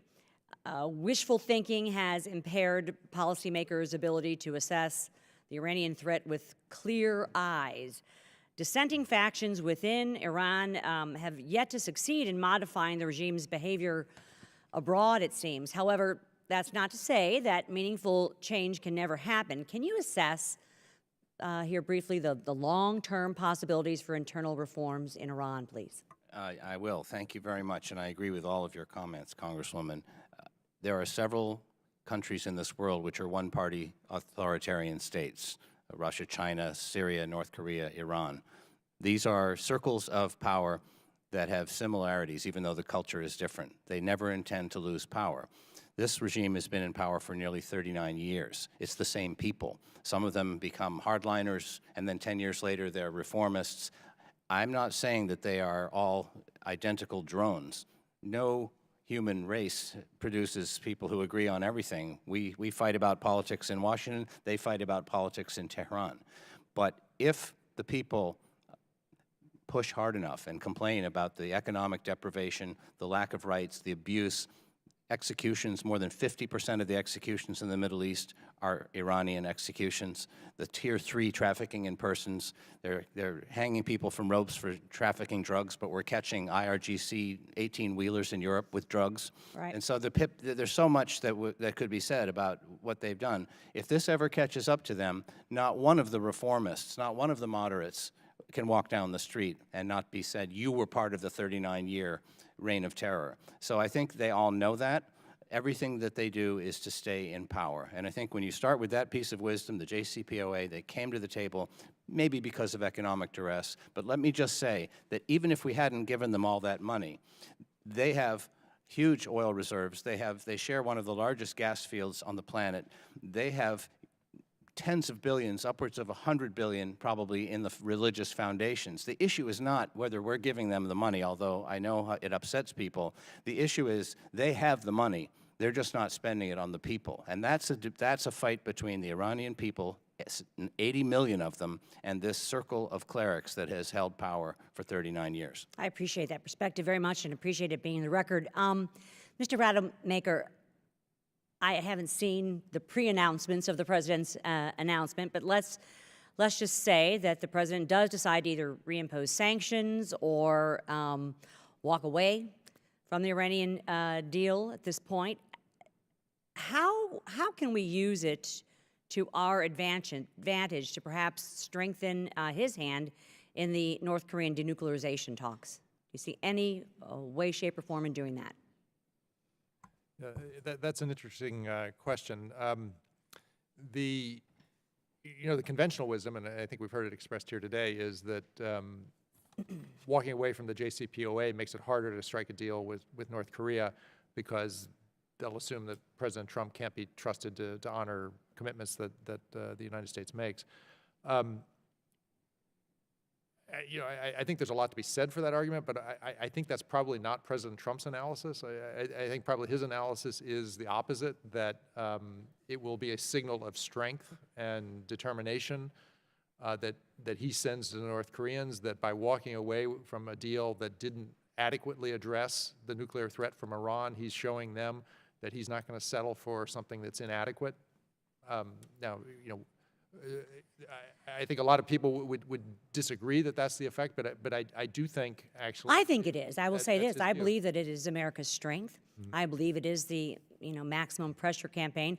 I've spent some time in the Korean Peninsula and on the China-North Korea border, and I do believe that our strength, the sanctions package, has brought the players to the table, especially Kim Jong-un, and it'll be interesting to see what dynamic this has, I think, going forward. So, Ms. Harman, please. If I just might add to that, though, as Link Bloomfield just said, regime survival is hugely important to the Iranian regime. I think regime survival is just as important to the Kim regime in North Korea, and they've been in power for 70 years and presided over the most atrocious human rights abuses and so forth. We all agree with that. So if they're interested in regime survival, why would they voluntarily give up a pretty highly developed nuclear industry to a goal of denuclearization? Because their people are suffering, their people are starving, their people are under such oppression from both a human rights and an economic standpoint. I believe that's why, certainly why North Korea has come to the field. Mr. Ambassador Bloomfield, do you agree? No? Good. Sarman, please. Finish up. Just to respond, I think the regime is responsible for a lot of that starvation. It is. And deprivation of rights. And I think if it gives up its nuclear weapons and allows for an entry into the normal world by North Korea, it risks its survival. I'm not making that case. I don't want that to turn out to be true, but I'm saying from the perspective of the Kim regime, I think they will be reluctant to now restore or provide for the first time rights to their people because they could easily be overthrown. Thank you for your perspective. Mr. Chairman, I appreciate the time. And I will yield back. Okay, we go to David Cicilline of Rhode Island. Thank you, Mr. Chairman. Thank you to our witnesses. I think the president's behavior in this context is dangerous, is undermining the security of the United States and our interests around the world. His antics demonstrate a tremendous lack of understanding of the implications of withdrawing from this agreement and using this deal as a rhetorical wedge for political gain and playing a will he, won't he game with certification is a distraction from the very serious issues, including keeping our ally Israel safe, combating terrorism in the region, having a strategy for success in Syria, and opposing Iran's various malign activities throughout the region. And while we're dithering about certification of sanctions waivers and bullying our European allies, the Iranians, in concert with Russia and Syria, have set up a sphere of influence that stretches from Tehran to Damascus. The New York Times is now reporting that the president is actually going to reimpose all the sanctions And so this hope that somehow he was going to be a great negotiator and we were just going to add to the deal, Mr. Redemaker, doesn't seem very likely. And it's not the language the president's been using. He's been talking about it being the worst deal in the world, and he's going to fix it. And what he's going to do is undermine our ability to really provide leadership in responding to Iranian aggression around the world. You know, many of us saw making certain that nuclear weapons were off the table would actually enable the United States to lead an effort to really respond to the malign behavior of the Iranians in various parts of the world and their effort to really enlarge their sphere of influence. All of that is thrown out now. It's hard to imagine how anyone will be willing to work with the United States in developing a real strategy to do that when we aren't keeping our word in this international agreement. And so I know, Congresswoman, you have mentioned this in your testimony. We're in the middle of this discussion about denuclearizing the Korean Peninsula. If you're Kim Jong-un and you're watching this and thinking, oh, here was an international agreement led by the United States in which they promised to give up their nuclear program in exchange for certain things, everyone admits they have complied with the agreement. This idea of like, well, maybe not with the spirit of it, it's just not true. Everyone who has reviewed it said they are in compliance. When you have an agreement, you have terms. You either comply with them or you don't.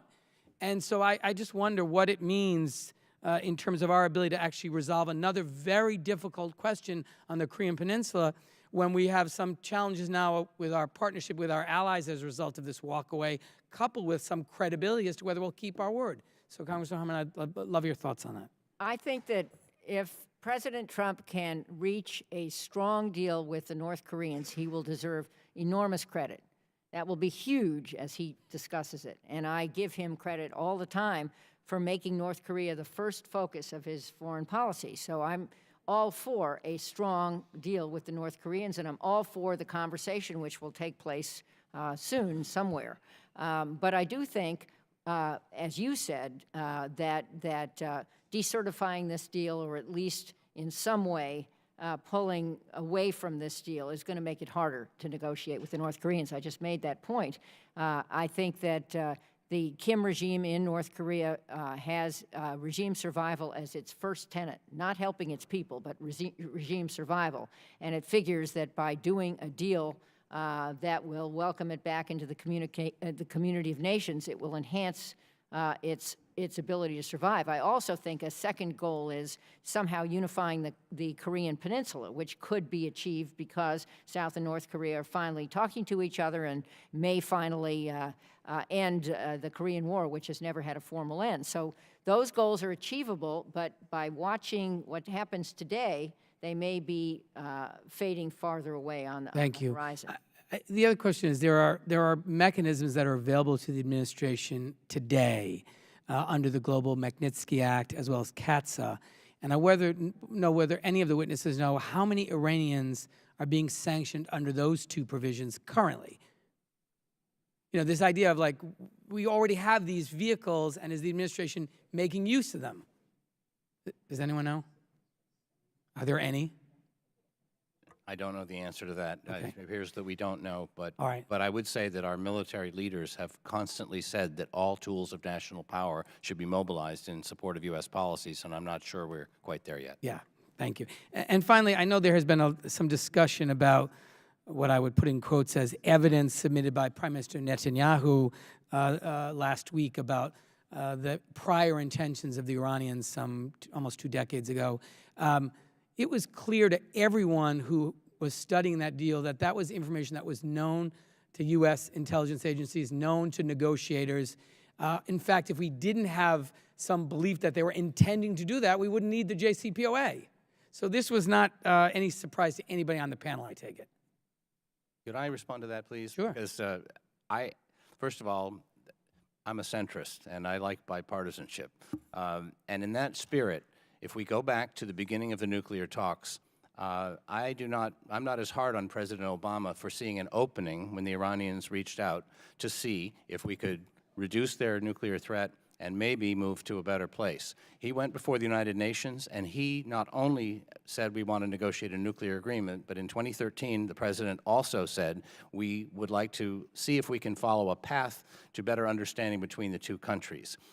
What we have is the answer from Iran. It's 2018. We have a different president. We have the nuclear agreement. That was done. But the rest of it, Iran's intentions, Iran's nature, has been revolutionary, has been to export and foment trouble, has been to try to destroy the ability of the Syrians to get to a constitutional government. The Iraqis that we bled and died for to have a constitutional government, they have committed sectarian warfare to undermine that because the next stop is Tehran.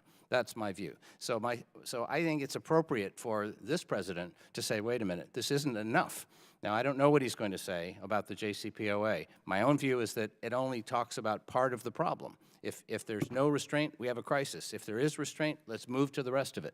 And that's what I've tried to explain today. Thank you, If I could just add a comment to that. I applaud the statement, but let's remember what the deal was. Right. It was a transaction to get Iran to stop its development of nuclear weapons for a finite period of time. That's it. It was not a transformation of the relationship. That was aspirational, and sadly, those aspirations did not come to pass. But my view is we should still keep the transaction and negotiate a stronger transaction, meanwhile, working with our allies to keep the whole area more stable through an authorization to use military force, which Congress could enact. Thank you very much. Thank you, Mr. Chairman. Mr. Tom Garrett of Virginia. Thank you, Mr. Chairman, and I want to say to the three honorable and distinguished members of the panel that I apologize in advance. As a junior member, I'm going to covetously guard my 5 minutes. I won't get 6 or 7. So I want to start, Ms. Harman, with a comment that you made. If the people of, and I quote verbatim, if the people of Iran who elected their government by more than 50% in a four-way field want to change their government, let them do it. Are you implying that there are free and fair elections in Iran? No, but I'm implying that. Oh. I'm going to covetous. I'm not trying to be rude, and I respect your immense service to this body. But I want to be clear because the Iranians watch these hearings, right? So the Guardians Council approves individuals who wish to run for office in Iran. And as an example, 496 individuals wanted to run for president in 2009. 4 were approved. So it's not so simple, regime change, as winning an election. And I don't want to, and again, not meant to be disrespectful. I want to read from the comments of my colleague, who I think was nearly prescient when he wrote in 2015 the following. Now, under U.S., now as to law, under U.S. law, the only thing that's binding on the U.S. is a treaty that's designed as a treaty. So it says it's a treaty submitted to the Senate for ratification and gets 2/3 positive vote. This deal is not a treaty. It has no standing under U.S. law except as a handshake from the President. I continue from my colleague. The Vienna Convention of Law of Treaties provides a hierarchy of agreements. This deal is not a ratified treaty. It's not an unratified treaty. It's not an executive legislative agreement. It's the lowest form of international handshake. So I continue from my same colleague. You can be sure that Iran will violate this agreement or not based on whether it's in their interest, whether they think they'll get caught. No one around the Ayatollah will say, no, that would be a violation of international law. And so I want to thank my colleague, Mr. Sherman, because I think he's really been sort of omniscient as it relates to foreseeing what happens. Mr. Rademacher, do we know to a metaphysical certainty that Iran is in compliance with the terms of the JCPOA? No, I don't. And again, not trying to be rude, I got a finite amount of time. And we don't know that because military sites are off limits to inspections, correct? They've declared that they will be off sites. There's been no request to inspect military. And if there is an inspection request, how much time do the Iranians have to prepare? I'm not sure, but they would have some time. The bigger question, though, is are there other sites that we don't know about at all? That would be the next question. To inspect. And it initially contemplated was 24 days to prepare. My colleague, Mr. Sherman, very humorously, but I think accurately said, I could clean out my garage in 24 days. And so, again, I commend him for sort of having foresight. Let me ask you this, Link, because that's what you said you wanted somebody to call you. Is a nuclear-armed Iran consistent with the rhetoric from the mullahs, an existential threat to entities in the region as well as the nation-state of Israel, and depending upon the delivery mechanism, an existential threat to millions and millions of people in the United States? As a technical, physical matter, of course it is. Okay. I've already explained why I think they need it for political reasons more than military reasons. I understand. Again, and I know I'm sort of limiting these questions, but I'm limited in time. Does Iran have a documented history, Mr. Rademacher, of violating international agreements? Well, when it came to in the nuclear area, they have a long history of deception and cheating on their international obligations with regard to nuclear safeguards. And my good friend and colleague, Mr. Engel, pointed out that the well over $100 million in previous statements, that the well over $100 million that we released to Iran would go to fund activities that the Iranians have been engaged in for perpetuity, to include Hamas, Hezbollah, wreaking havoc in the region and globally. Can anyone on the panel, just for my own sort of intellectual curiosity, name a single terrorist entity other than Hezbollah, which is a wholly owned subsidiary of the Iranian government, which has the dubious distinction of having murdered people on every single inhabited continent? Can anybody? Or is Hezbollah it? Are the Iranians the only ones? Australia, South America? So I suppose, in conclusion, Mr. Rademacher, would you feel better about this agreement, as was indicated by my colleague, Ms. Frankel, as well as Mr. Deutsch and Mr. Series in 2015, if the inspection regime were more robust? Certainly. Would each of you feel better about this agreement if the fungible monies weren't freed to Iran that have historically gone to fund radical elements that murder people across the globe, quite literally, like Hamas, Hezbollah, et cetera? Ms. Harman, I saw you reaching for the button. Of course I would. And so if we can maintain some agreement and yet get a stronger agreement as it relates to things like ballistic missile technology, that would, in the estimation of all folks on the panel, be a step in the right direction. Absolutely, but the question we've raised is whether the president's anticipated action this afternoon helps or hinders that goal. Well, Ms. Harman, and I'll wrap up. Again, with complete respect for everybody on the panel, I would read from my friend and colleague, Mr. Deutsch, who wrote in 2015, "Many of my colleagues are trying to turn this into a partisan fight. People of good faith can disagree honestly. They should stop. We do not know what the actions of the president will be circa 2 p.m. this afternoon. I will be completely candid in speaking for or against them once I understand what they are. But in the meantime, trying to score political points, I think you'd all agree, is a bad idea. And we can do a little bit better with this thing that has been referred to as a deal and an agreement, but not a treaty. And it is indeed within our legal purview to attempt to do so by virtue of the nature of the underlying agreement. Is that not correct? Ma'am, anybody, and I'll wrap it. Yes, it's correct. And this committee, on a bipartisan basis, has stated a general position, which I certainly would commend, and I commended at the outset of my testimony the bipartisanship, the long history of it, of this committee. I think it's an exemplary part of the House. The only thing I would submit, and not to poke at you at all, is that we should not judge what the president's going to say before he's said it. That's all. Thank you, Mr. Chairman. Thank you very much, Mr. Garrett. Lois Frankel from Florida. Thank you, Mr. Chair. This is, Mr. Schneider, thank you for still being here, because it's usually just myself and the chairman at the end. Oh, I say thank you, madam. All right, so, but there is a benefit to lasting a couple of hours at a hearing, because there's always something happening, which is, I got a news alert that Russia opens the door to reworked Iran deal. Apparently their foreign minister just said that they are interested in the French proposal. I don't know what that means. I just thought I would bring that out. Maybe I'll ask a question about it.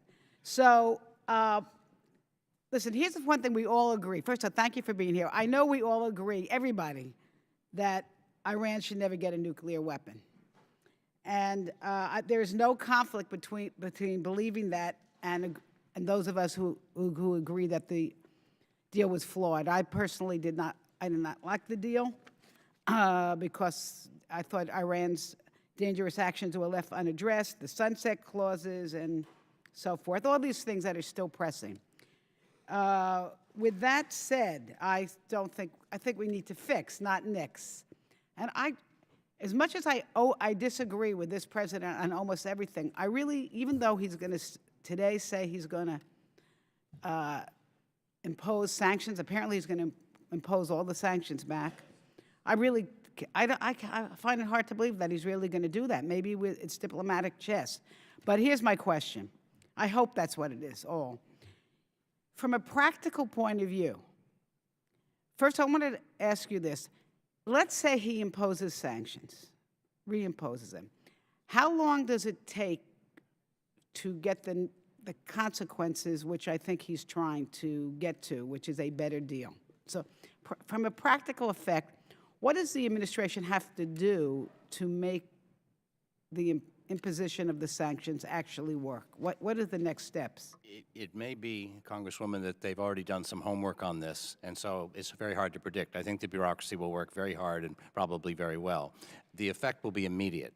The rial, the Iranian currency, is very weak right now and dropping. A news flash at 2 o'clock from Washington that the president is unsatisfied with Iran's behavior, with this regime's behavior, will resonate throughout the country, and out of fear, people will not know, just not knowing what the sanctions will do, will have a negative effect on their currency.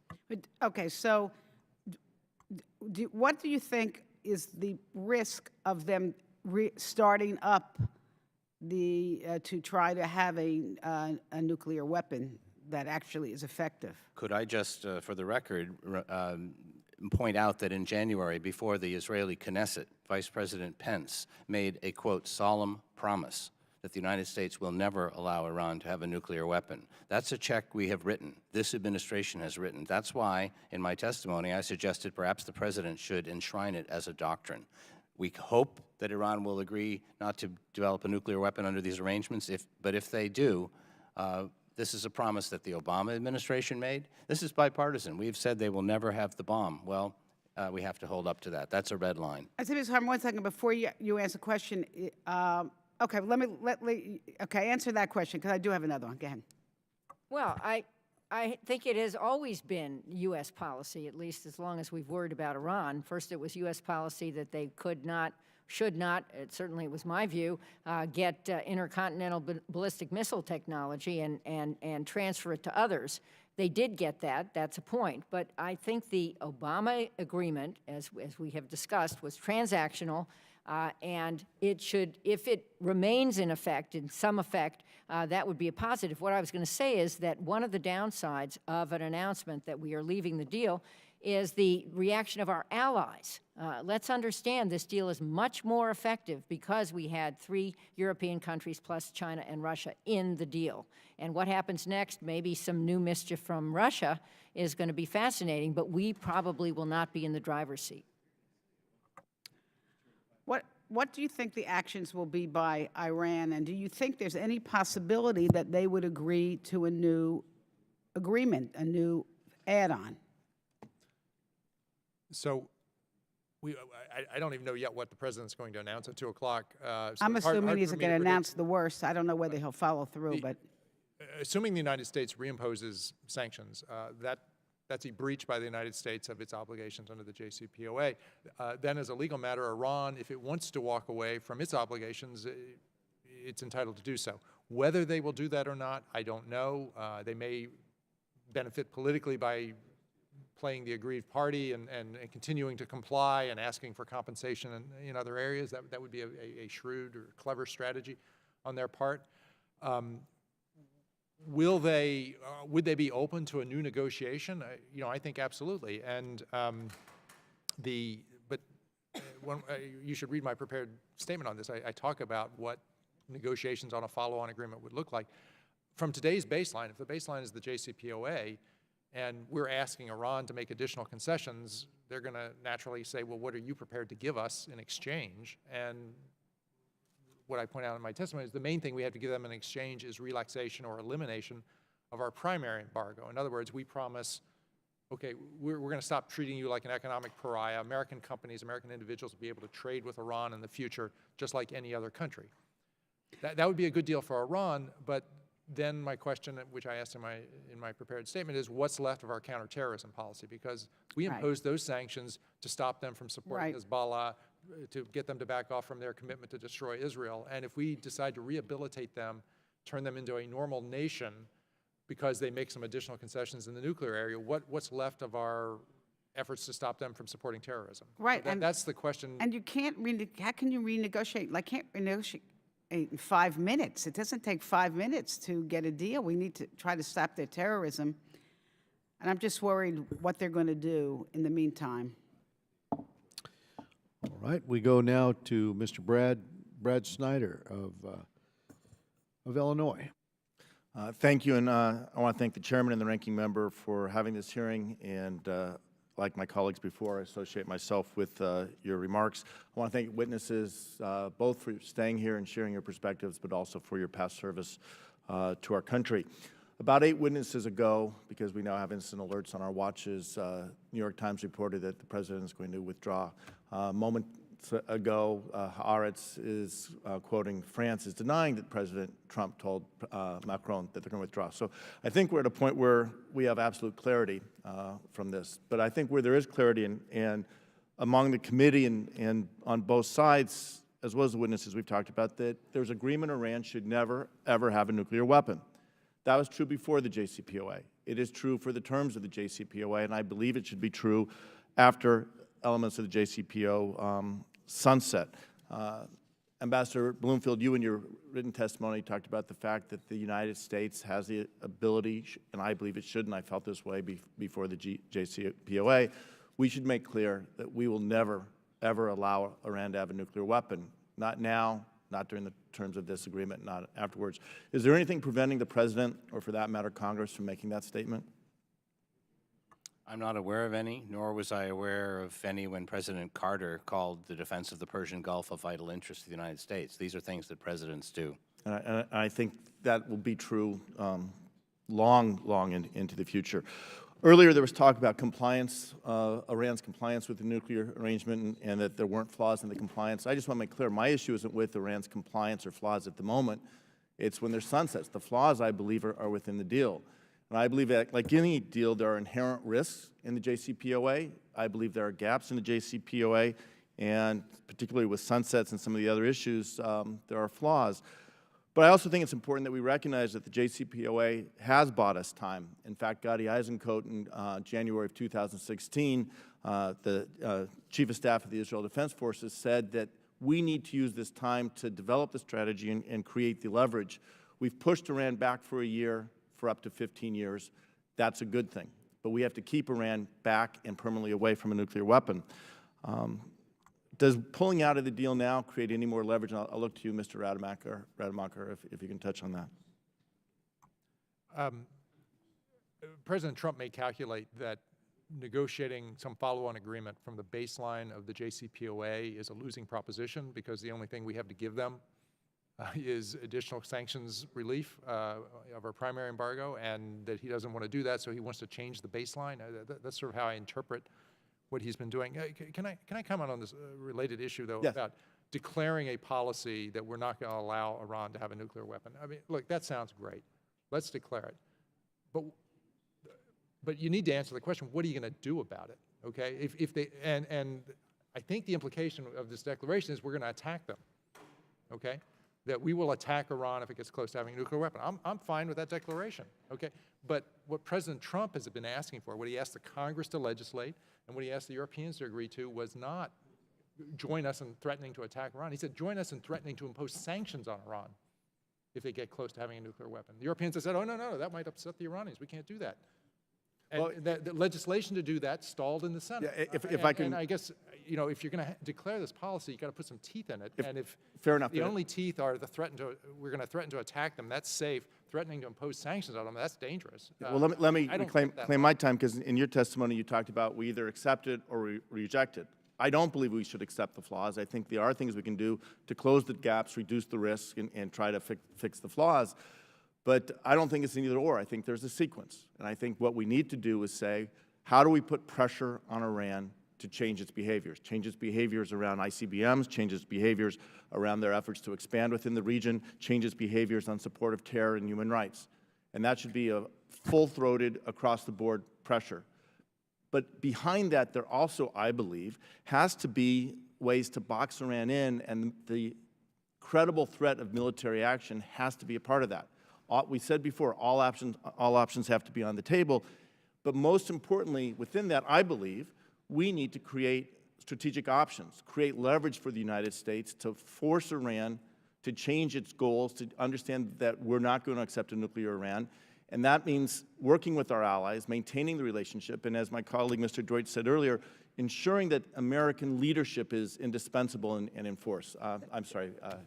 Well, if I could just enthusiastically embrace that, that's why I think Congress has to enact an authorization to use military force for the region, which would identify the trade-offs and how to create a strategy for United States leadership that puts maximum pressure not just on Iran, and by the way, we can curb its malign behavior outside the contours of the deal, and we should be doing more, but against other parties in the region who are engaged in nefarious activities in any country where they are. And we should dispel this notion that the U.S. is leaving the region and retreating from our responsibilities that we have developed since the end of World War II with allies that have created an order in the world that's valuable and we should try to maintain. I think our leadership's more important now than ever. Mr. Rademacher, you have a response. Just a concluding thought.